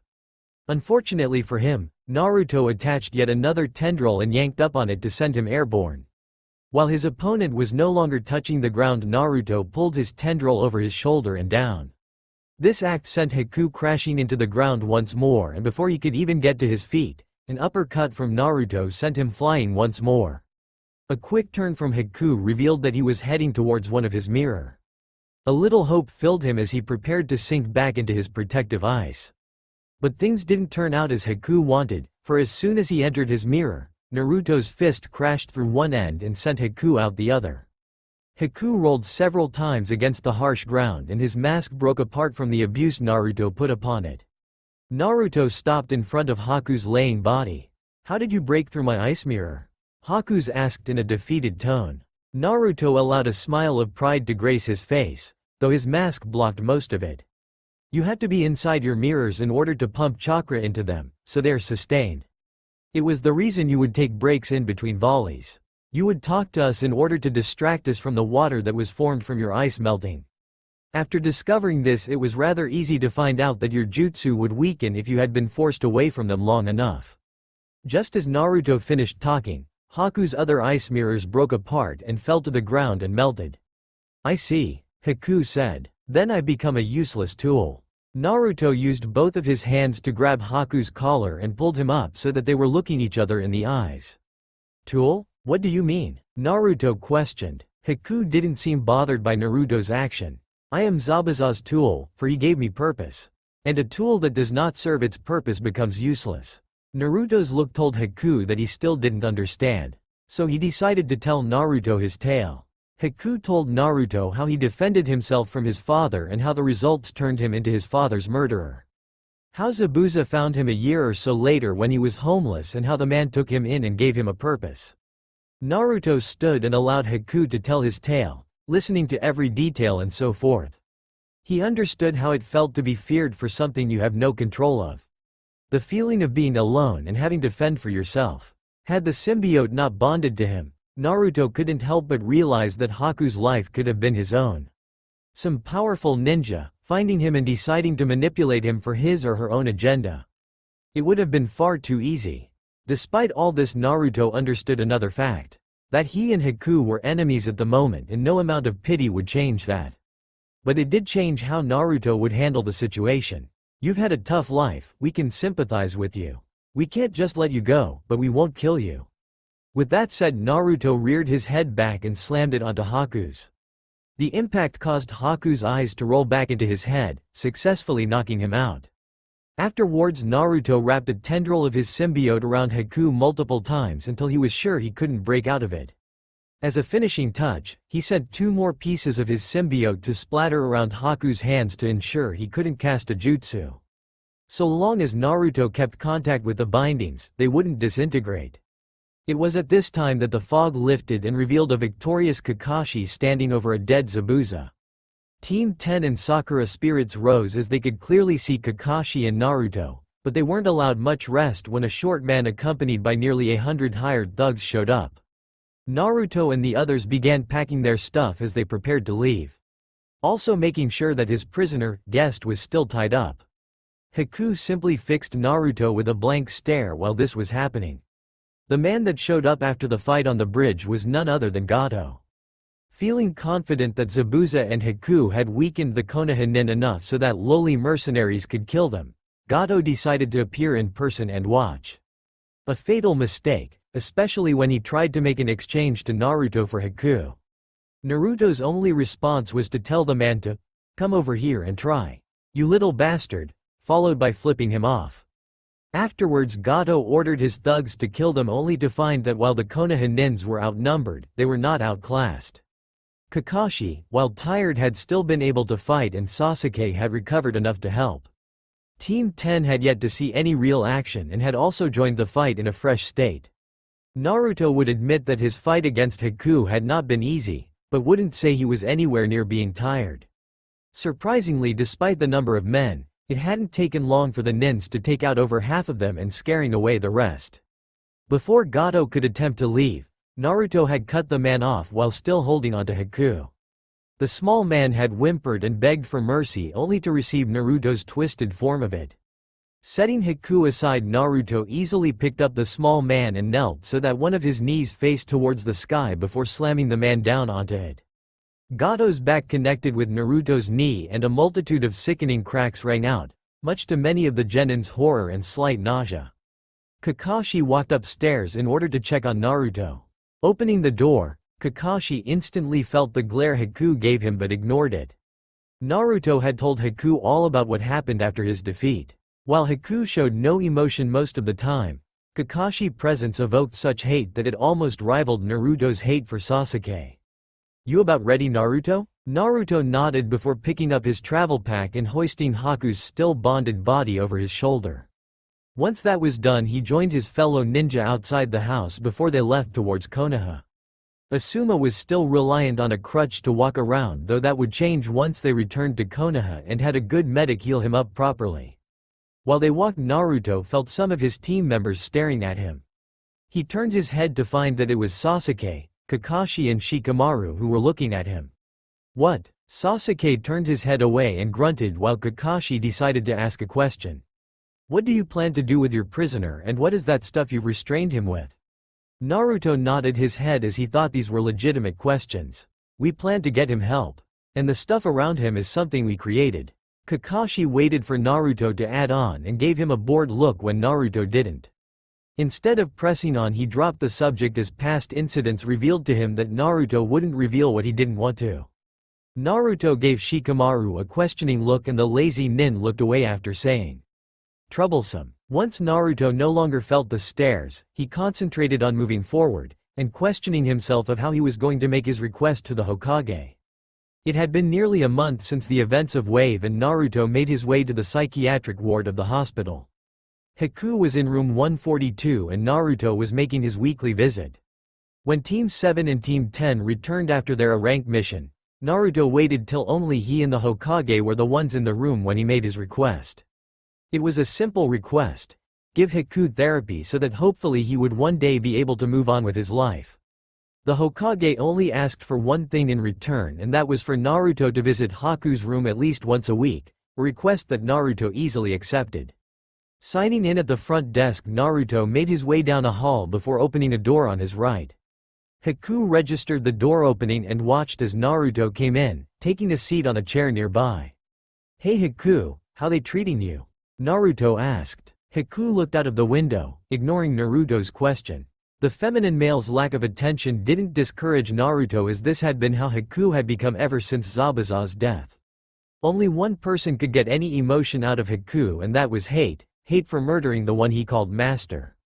"Yeah, Scarecrow gave us forms to sign up for the chunin exams this morning," Naruto said while smiling as he saw the angry look on Haku's face form at Naruto's new nickname for Kakashi.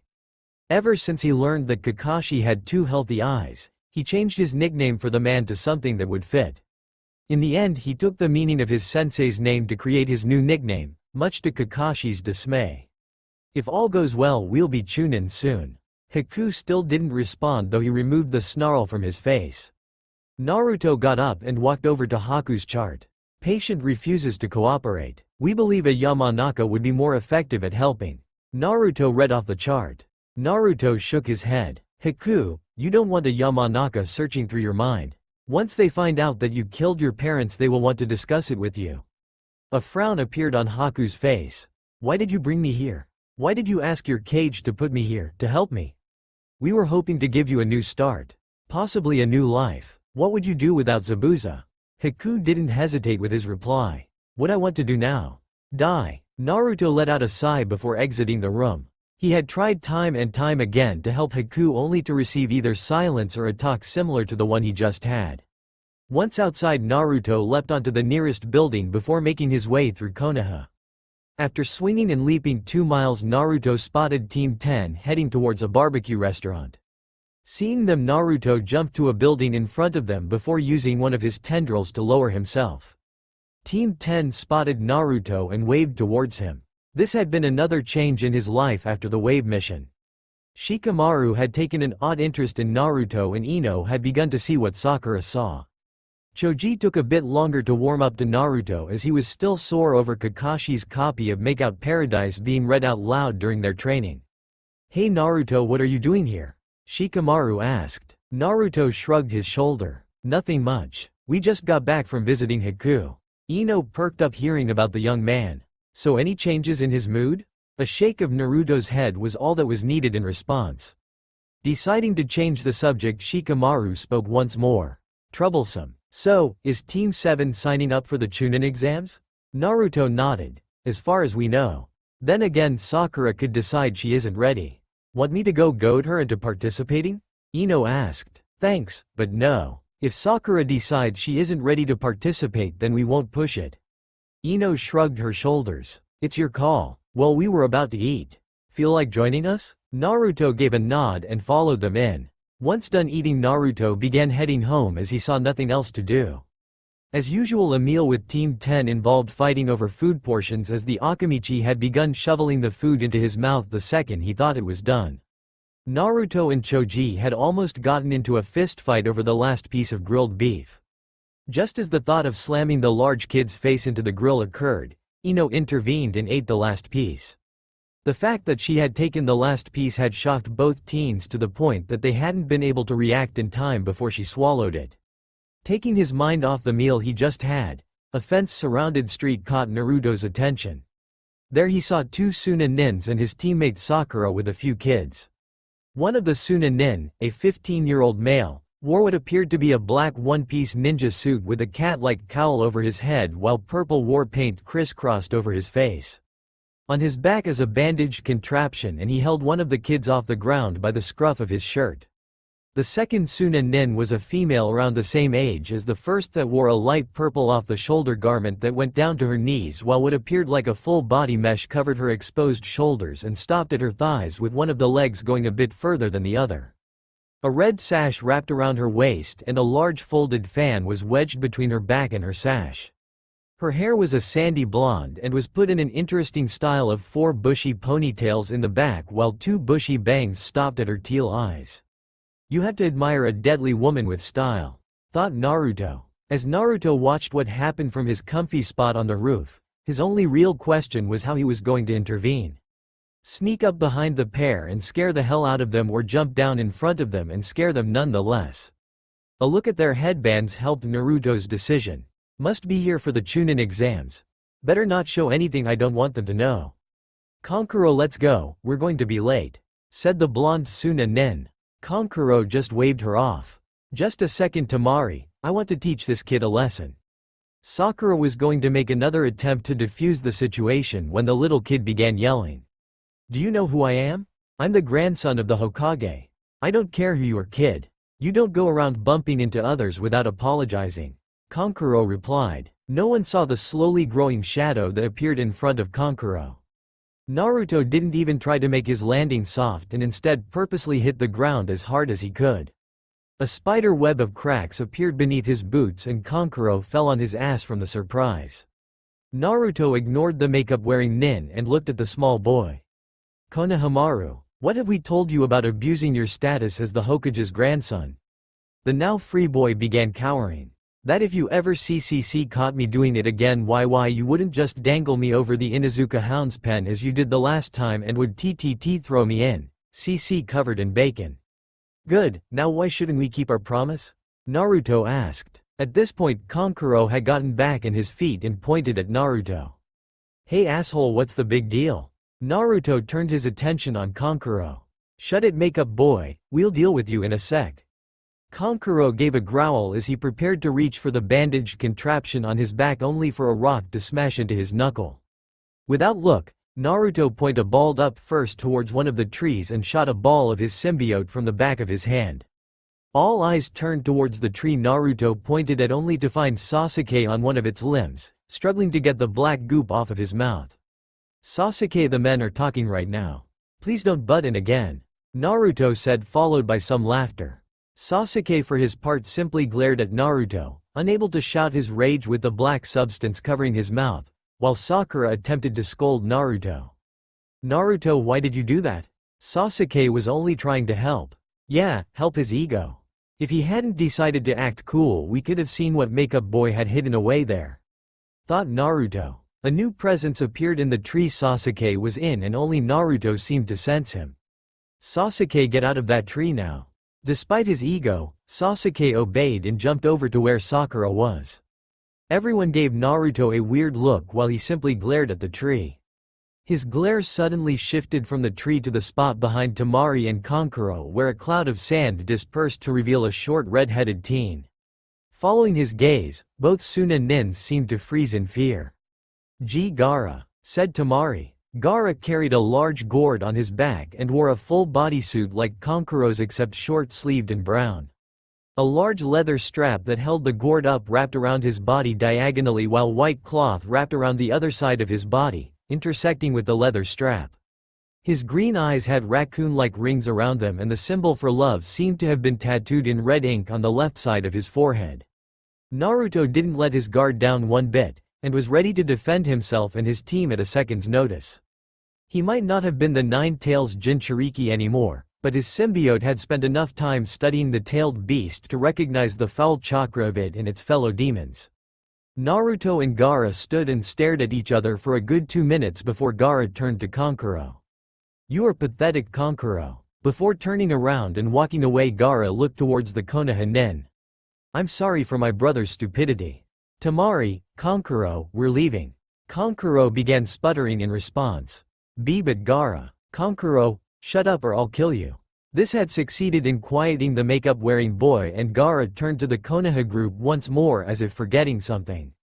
Pointing towards Naruto, Gaara asked a simple question. What's your name? We are Naruto. And we will be seeing you soon, he said, making sure to put emphasis on we. A manic grin appeared on Gaara's face. We? He. Yes, we will be seeing each other soon. With that the Suna Nins walked off and disappeared from sight. Sakura looked towards Naruto confused. She had never seen him this hostile except for Sasuke and even then he never showed this level of seriousness. Naruto reached over to Sasuke and ripped off the small piece of symbiote before leaving. Sasuke had managed to hide the pain that was caused from the symbiote being ripped off so abruptly and was wondering the same thing Sakura was wondering. What got Naruto so concerned? The next day, Sasuke floated in the air for a few seconds before gravity seemed to return to normal and he plummeted to the wooden floor. At the last second Sakura appeared beneath him and broke his fall. On the wall across from them, Naruto sat stuck to the wall and focused on the one responsible for Sasuke's fall. A teenage boy only a year older than Naruto stood in a green skin-tight bodysuit with orange leg warmers and bandages wrapped from his knuckles up to his forearm. His black hair was in a bowl cut while his eyes took on a circular fashion and his thick eyebrows hovered above them. His name was Rock Lee, and he had just beat Sasuke in 3 moves. The only thing that had stopped him from knocking Sasuke out and truly claiming victory was a pinwheel that had been thrown at one of the loose bandages and pegged it to the wall. They had been heading to the room where the first part of the chunin exams would be held when Rock Lee had stopped them and challenged Sasuke to a fight. Sakura had been worried about the time they had to arrive, and Sasuke had confidently said that the fight would only take 5 minutes. Yeah, 5 minutes to get your ass handed to you. A turtle suddenly appeared next to Lee, and soon a bizarre scene began as an older carbon copy of him appeared on top of the turtle. At first Lee was punished and then the two began some weird hug. We get that it's weird, but why do Sakura and Sasuke seem so disturbed? Thought Naruto as he was oblivious to the genjutsu behind Lee and the new man. After that fiasco they arrived in front of the designated room and found their sensei waiting for them, only to be told that if Sakura hadn't decided to join then they wouldn't have been allowed to continue. Which Naruto thought was hilarious by the fact that if she didn't Sasuke would have gotten his ass kicked for nothing. Once their talk with Kakashi was over they entered the exam room. Instantly everyone in the room turned their gazes towards them. Naruto simply brushed off the stares and instead watched how Ino leapt onto Sasuke's back, much to his and Sakura's displeasure. How can he not like the feel of a woman pressing onto him?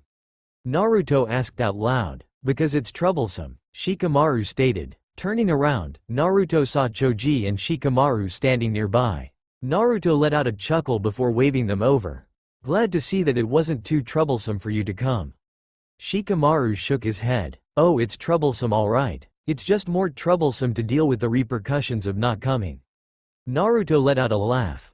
Typical. 3 new presences approached the group and Naruto smiled as he saw Shino, Hinata and Kiba.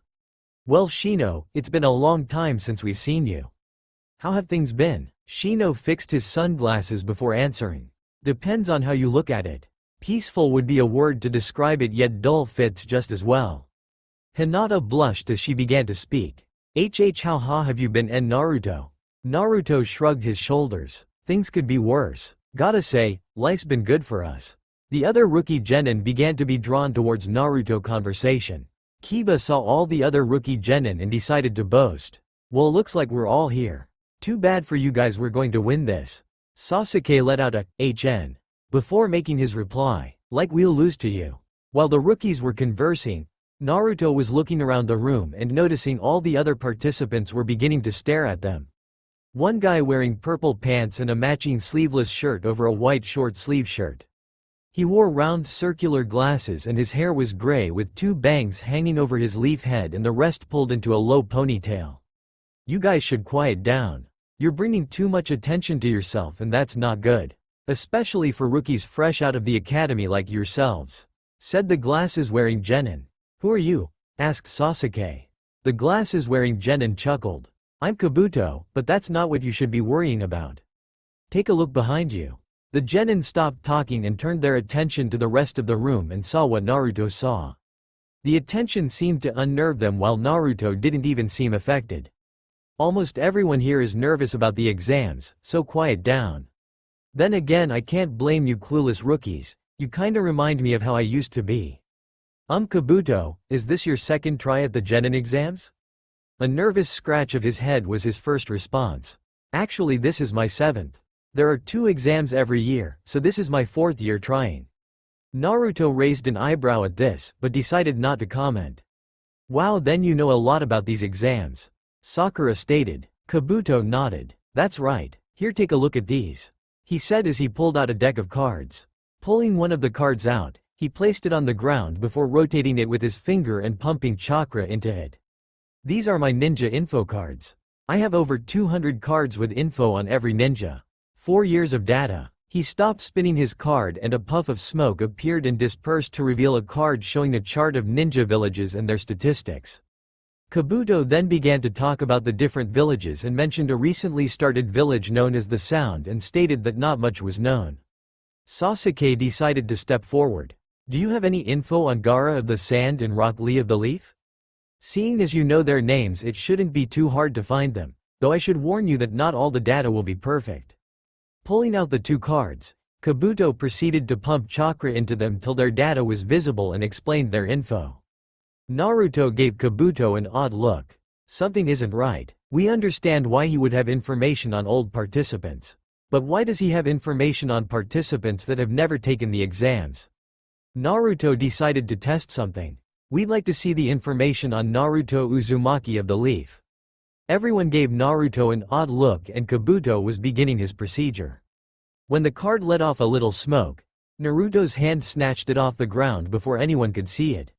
What the hell? There's no way he should know this. This information shouldn't be this accurate. The data on the card displayed Naruto immunity to genjutsu and listed his camouflage as a jutsu. Naruto's many escapes from Anbu and other official ninja was stated as well. Various other pieces of information was on the card that, while true, Naruto never openly showed it or even revealed it except to the Hokage.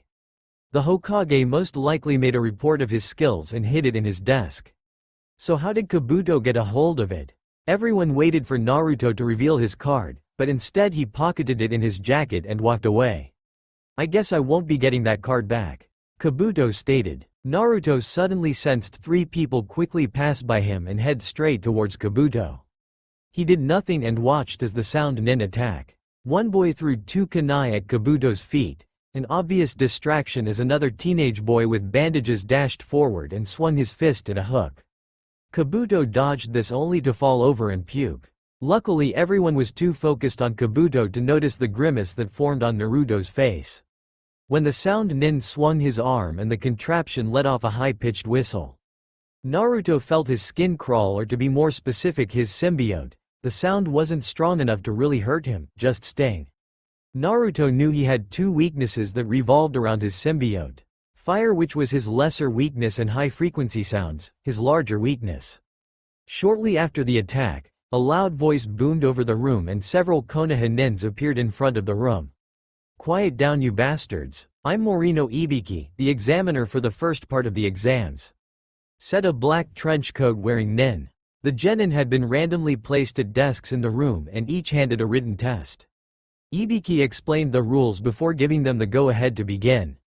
10 minutes into the test, Naruto had already discovered the hidden meaning in Ibiki's words and soon turned his test over.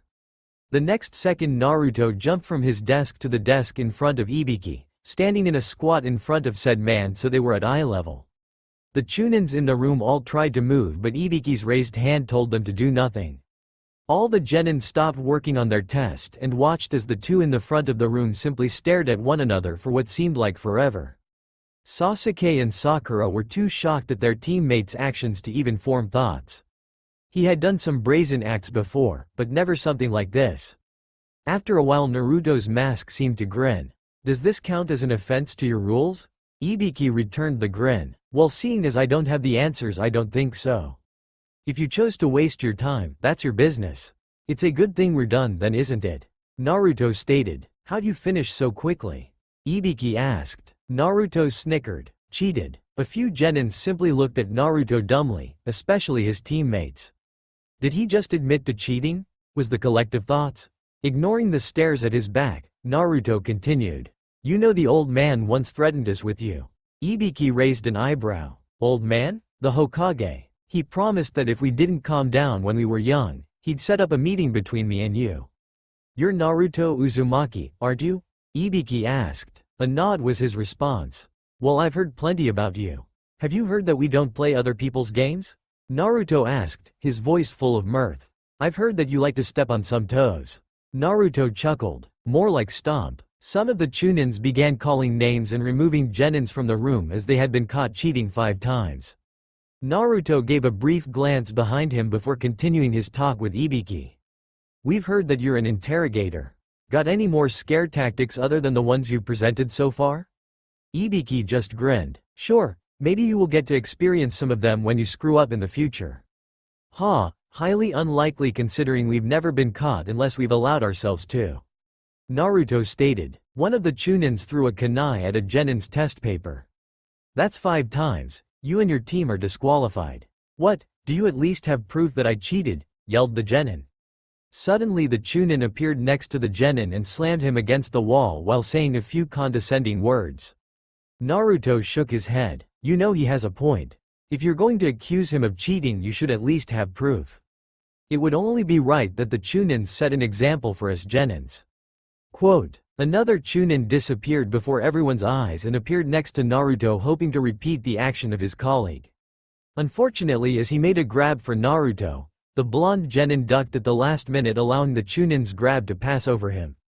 Without missing a beat, Naruto's hand grabbed the back of the chunin's head and slammed it into the desk, knocking him out cold. Speed doesn't mean anything if you are predictable. So Ibiki, does that count as an offense? Ibiki chuckled. I guess I should count that as strike 1. Looking around the room, Ibiki began noticing how several of the genins were sending Naruto cautious looks. He began rubbing his chin as he thought over Naruto's actions. I know enough about you, Naruto, to know you're not stupid. So why have you been doing this? A few more minutes of thinking and Ibiki openly laughed, confusing many in the room. I can't believe what you did. So simple, yet effective. You've managed to shift the fear I've created here onto yourself. It's not like you won't see the other participants in the later parts of this exams. By staring me down and challenging my authority, you've shown that you have the guts to take on stronger, older opponents.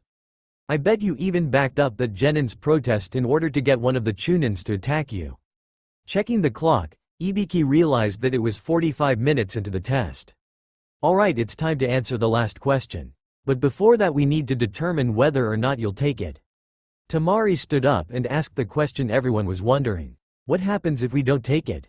Then your points will be reduced to 0 and you will be removed from the exams. Then of course we'll take it.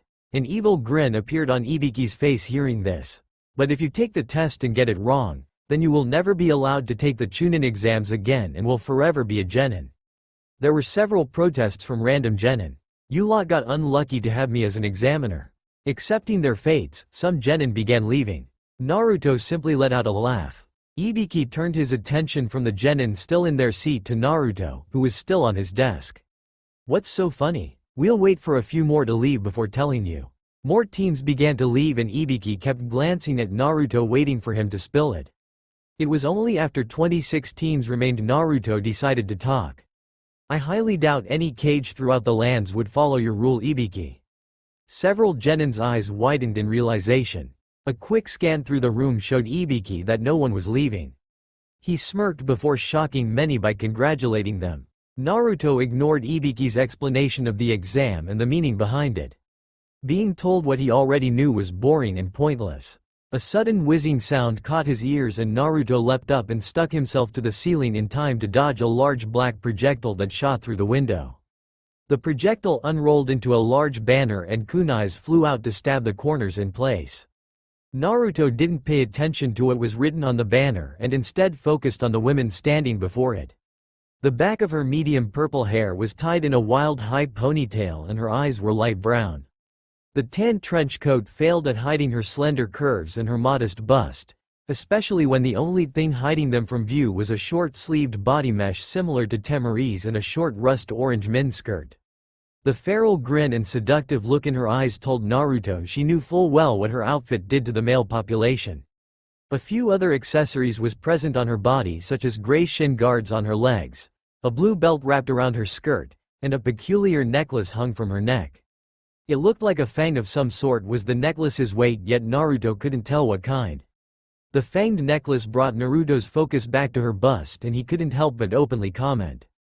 "Damn, what a view," he whispered. Despite his whisper, the woman known as Anko heard him and looked up to see Naruto with his back towards the ceiling, using his hands and feet to stick to the surface. "Like what you see?" she asked in a slightly seductive tone. Naruto only nodded before an alarm went off in his head and he proceeded to disappear from his spot as a few kunai took his place. Anko looked over to a corner of the room and gave Naruto a grin that promised pain. Here's a warning to any teenage boys with raging hormones. I hate perverts. Ibiki watched with much amusement as Anko led the group of genins away. Walking around the room, he began gathering the tests. Picking up one of the tests, he saw Naruto's name on it. A blank look formed on his face. That little bastard didn't even answer a single damn question. After Anko had given her warning and led the group out to a fenced area, she began to explain the objectives and rules of her exam much like Ibiki did. Turned out that it was a survival exercise along with another main objective that included the gathering of 2 different scrolls. Before the exams began, Anko began handing out forms that alleviated Konoha of being responsible for the deaths that could occur inside exam, or to be more specific, the training area 44, aka the Forest of Death. Naruto looked at the forest and gave a chuckle as he was more than pleased with the newest exam. Mistaking Naruto's chuckle as a mockery of the forest, Anko threw yet another kunai at him. Naruto for his part didn't bother dodging and instead allowed the kunai to graze his cheek. A small sliver of blood spilled from his slashed mask but was soon removed by Anko. "It's carefree guys like you that end up spilling that delicious blood all over my forest," Anko stated. Naruto felt a shiver crawl down his spine.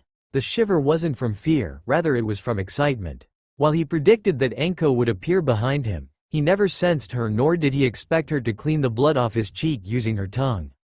Wow, that was rather hot, he thought as he began to notice other things, such as the closeness of her body and her breath tickling his ear. Anko suddenly shifted her body so that she brandished a kunai towards a grass nin behind her. The grass nin was an odd one, odd because her tongue had stretched to unbelievable lengths, which held Anko's thrown kunai in it. "You shouldn't sneak up behind me," stated Anko in an overly friendly voice. The grass nin chuckled. "Sorry, but I just wanted to give your kunai back, it cut my hair. And I love the sight of blood." Anko forced a friendly smile. "Thank you, quite a bloodthirsty bunch we have this year." Afterwards Anko left and Sakura walked over to Naruto. "Geez, she's such a weirdo. You alright, Naruto?" Naruto was still watching Anko walk away. "We like her." Sakura shook her head and only sighed. It would only be natural for Naruto to like someone as odd as their present examiner. Once everyone had turned in their forms, each team was guided behind a curtain before being given their scroll and guided to a gate. While they waited, Sasuke decided to try and gain authority. "Alright, I'll hold onto the scroll. We should focus on at least reaching the halfway point first and then set up an ambush." "We have no problem with your plan, but we'll hold onto the scroll," said Naruto. Sasuke held onto the scroll of heaven tightly, obviously not prepared to give it up. "I'm the strongest all around in this group, Naruto. You might have me beat at taijutsu, but you have no genjutsu, and your ninjutsu is academy basic. If the enemy were to discover that I had the scroll, I'd be able to defend it better." Naruto was about to argue, but Sakura chose to step in. "We have to be able to trust each other. How else are we going to get through this? We trust Sasuke to save his own ass when the going gets tough and you to help him in his time of need," said Naruto. Sakura flinched at the way Naruto saw her. When Naruto saw that Sasuke didn't have any plans of giving up the scroll, he dropped the subject. The signal went off for them to begin and Team 7 began their mad dash for the halfway point. The forest was like many that surrounded Konoha. Large trees, plenty of shadows. Only difference Naruto could find was the sound of abnormal animals and insects. A few screams echoed through the area and Naruto snickered. Guess there have been a few unlucky encounters. A bit later Team 7 had their first encounter with a foreign team. After Naruto went to relieve himself of his bodily fluids, a fake came by and tried to attack the team. Naruto returned in time to see Sasuke chase away the imposter. After this little event, Sasuke had decided to come up with a password that Naruto called asinine. Shortly after the creation of the password, a torrent of wind blew across the area, threatening to send all in its path flying. With interest, Naruto noticed that the wind was solely focused on him. So when the piece of ground he glued himself to was beginning to give, Naruto decided to humor whoever was so determined to split him from the group and see what was planned for him. The powerful wind sent him soaring several miles away. Deciding he had enjoyed the free ride enough, Naruto grabbed a passing branch and allowed his momentum to send him somersaulting to the ground. Once standing, he allowed his awareness to spread through the forest. The sound of kunais whistling through the air was the greeting he got. As soon as he leapt back to dodge the simple weapons, an image of another person with his palms pointed forward entered his peripheral vision. Decapitating. The teenage boy was cut off as Naruto dashed from his current spot to in between his arms. Suddenly Naruto wrapped his arms around his fellow teenagers, preventing him from moving away. Naruto recognized the sound nin in front of him and quickly proceeded to lift his legs off the ground and plant them on the nin's chest. Allowing gravity to take effect, Naruto fell on his back only to roll back and used his legs to send the nin flying towards the female of the group, who was trying to sneak up behind him. Predicting the third member's attack approaching, Naruto wasted no time in flipping back on his feet. Sure enough, a third member was dashing towards him. Naruto back-flipped just in time to kick the mummified nin in the jaw. Unfortunately, the kick wasn't enough to stop the contraption on his opponent's arm from ringing, and Naruto landed on his knees with his symbiote shaking. The pain he felt this time was far worse and he had to shakily get up. The three sound nins stood a few feet away from him and Naruto instincts forced him to take in more details of them. The sound ninja seemed to have a dress code of sorts, as all three wore urban camo scarves around their necks with matching baggy pants. Instead of just regular blue shinobi sandals, the group wore black ones that seemed to have shin guards attached to them and their sound headbands tied across their foreheads.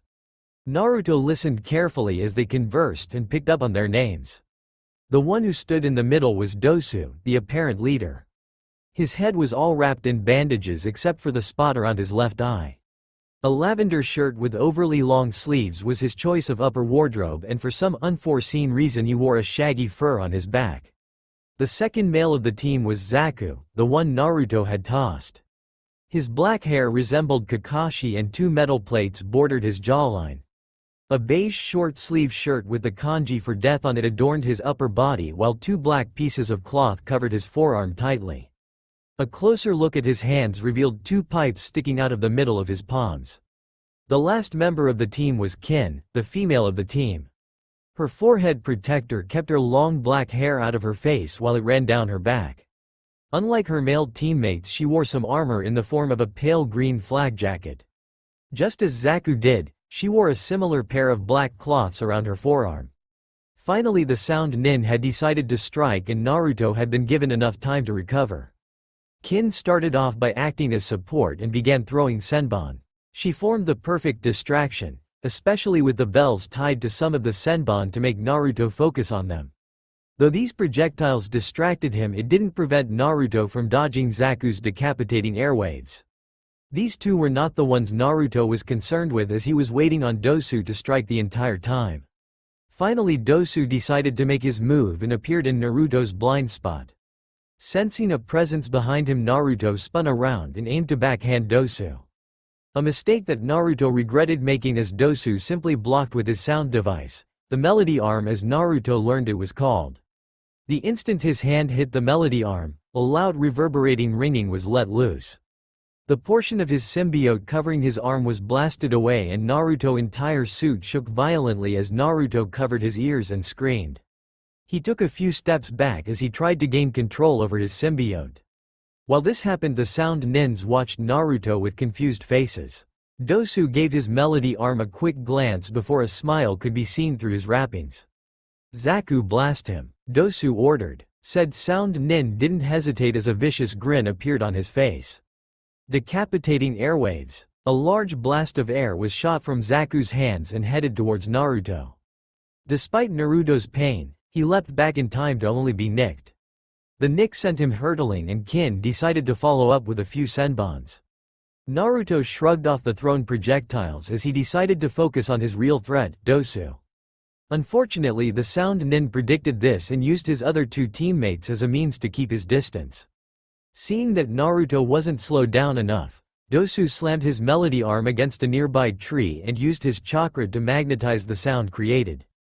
Once more, Naruto's symbiote shook violently and Naruto himself began screaming in pain.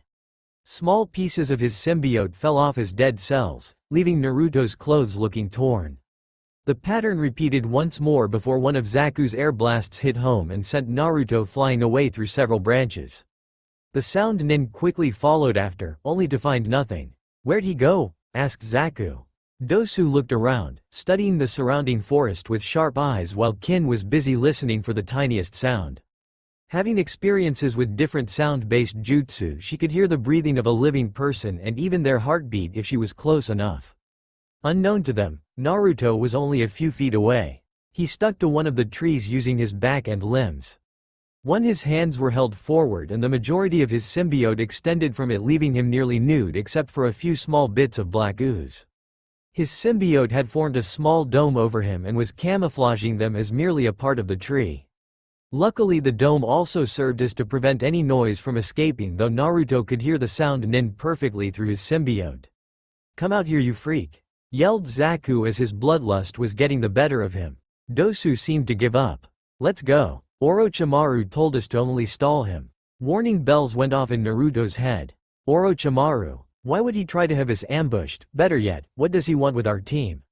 Gotta get back and help. The female shook her head. You sure about that, Dosu?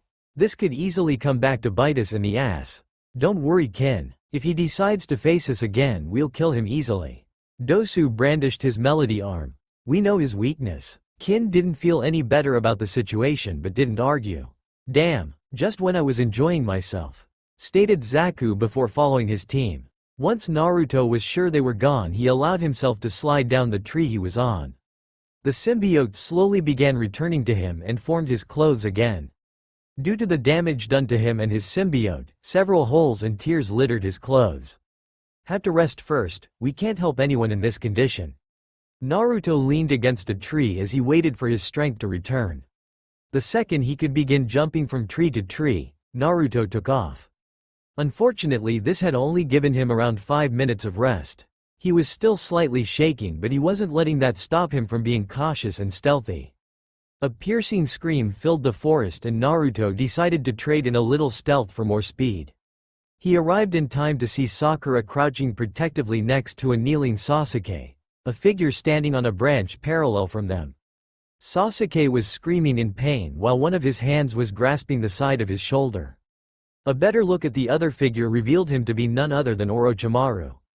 Naruto merely thought the title Snake Charmer referred to his snake-like abilities, but a first-hand look at him revealed that the man resembled a snake in many ways. The best way to describe his skin was to compare it to the pale underbelly of many snakes, and his eyes were yellow and slit. Orochimaru's body was thin and his face narrow with a barely visible nose. So far his only human-looking quality was the long black hair that covered his scalp. What did you do to Sasuke? Sakura yelled. Kakeke, I've merely given him a gift. Soon he will seek me and then I will teach him how to use it, said Orochimaru before sinking into the limb of the tree and disappearing. Naruto thought on the choices present before him. He could either tail Orochimaru or look after his team.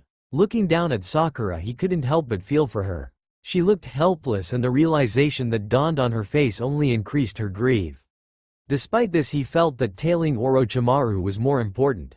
He hated leaving her like that, but he trusted her enough to protect Sasuke. With that thought in mind, Naruto left. Despite having disappeared, Orochimaru wasn't untraceable. Naruto jumped from tree to tree soundlessly as he followed the sound of the snake charmer slithering from tree to tree. By now he and his symbiote had recovered from the sound attacks and Naruto could move once more without worry. Naruto made sure to keep a distance from Orochimaru without losing him. Some would wonder how an S-rank missing nin could not detect a genin such as Naruto. The secret behind this mystery was once again because of the symbiote. It couldn't just make Naruto soundless, but it did give him a sensitivity that allowed him to feel the different temperature degrees that flowed from spot to spot. Much like a bird used pockets of hot air to fly, Naruto would use these same pockets to move through more quiet as the warmer air molecules passed around him with more ease than cooler ones. This alone didn't allow Naruto to travel silently, but it did help give him an advantage over others. Naruto suddenly stopped when a new figure entered his vision. Anko? Sure enough, the purple-haired proctor stood on one of the thick tree limbs. Naruto was confused at the sight and merely considered her appearance as a coincidence until Anko began talking to Orochimaru and soon began fighting him. At first Anko seemed to have a chance of fighting on equal ground, but soon the fight turned sour when she was assaulted by some unknown pain, kneeling on the tree limb. The similarity between how Anko was in pain in front of him and how Sasuke was moments ago wasn't missed by Naruto. He cursed as he moved closer to the two and prepared to strike. When he tailed Orochimaru, he hadn't planned on fighting the missing nin.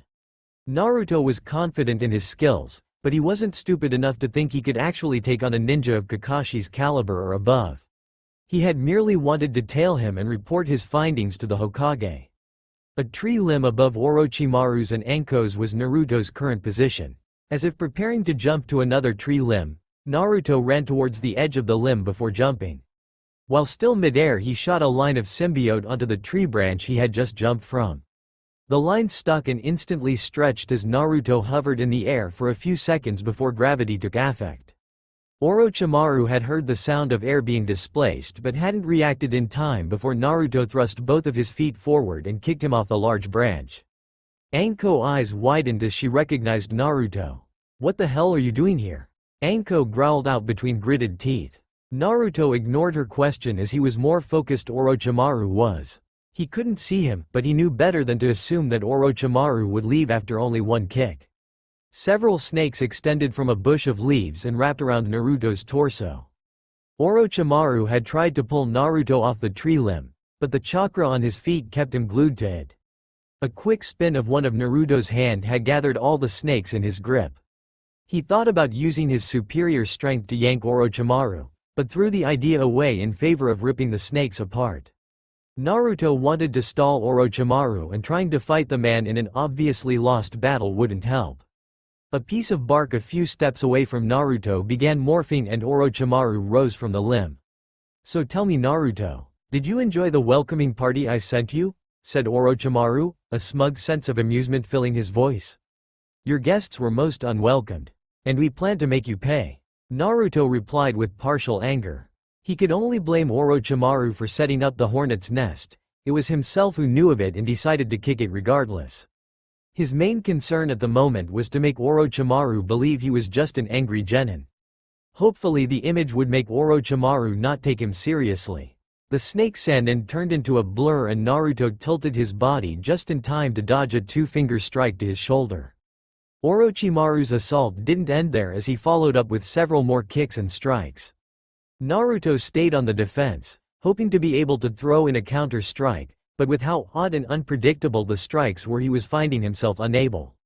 An overpowered sweep kick left Orochimaru open and Naruto flipped forward, slamming his heel on top of Orochimaru's skull.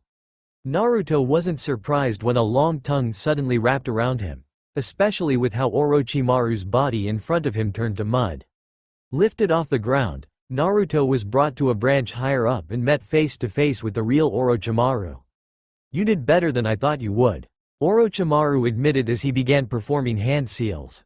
Not wanting to find out what the hand seals were intended for, Naruto began trying to rip the tongue off of him. Unfortunately, the tongue was too slippery for him to grab. Feeling himself brought closer to Orochimaru, he looked at the man and watched as the sannin's digits were covered purple flames. The hand was thrust forward and connected with Naruto's stomach. A blinding pain was expected by both parties and Naruto was surprised that the worst that happened was having the wind knocked out of him. He looked down at the hand that was still connected with his stomach and waited for something else. "That should take care of the 9 tails," Orochimaru stated with a chuckle. With Naruto staring at his hand, Orochimaru was unaware of Naruto's consciousness and was unprepared when Naruto acted. 2 hands clamped down on his shoulders and a knee slammed his mouth close, causing his teeth to sever his elongated tongue.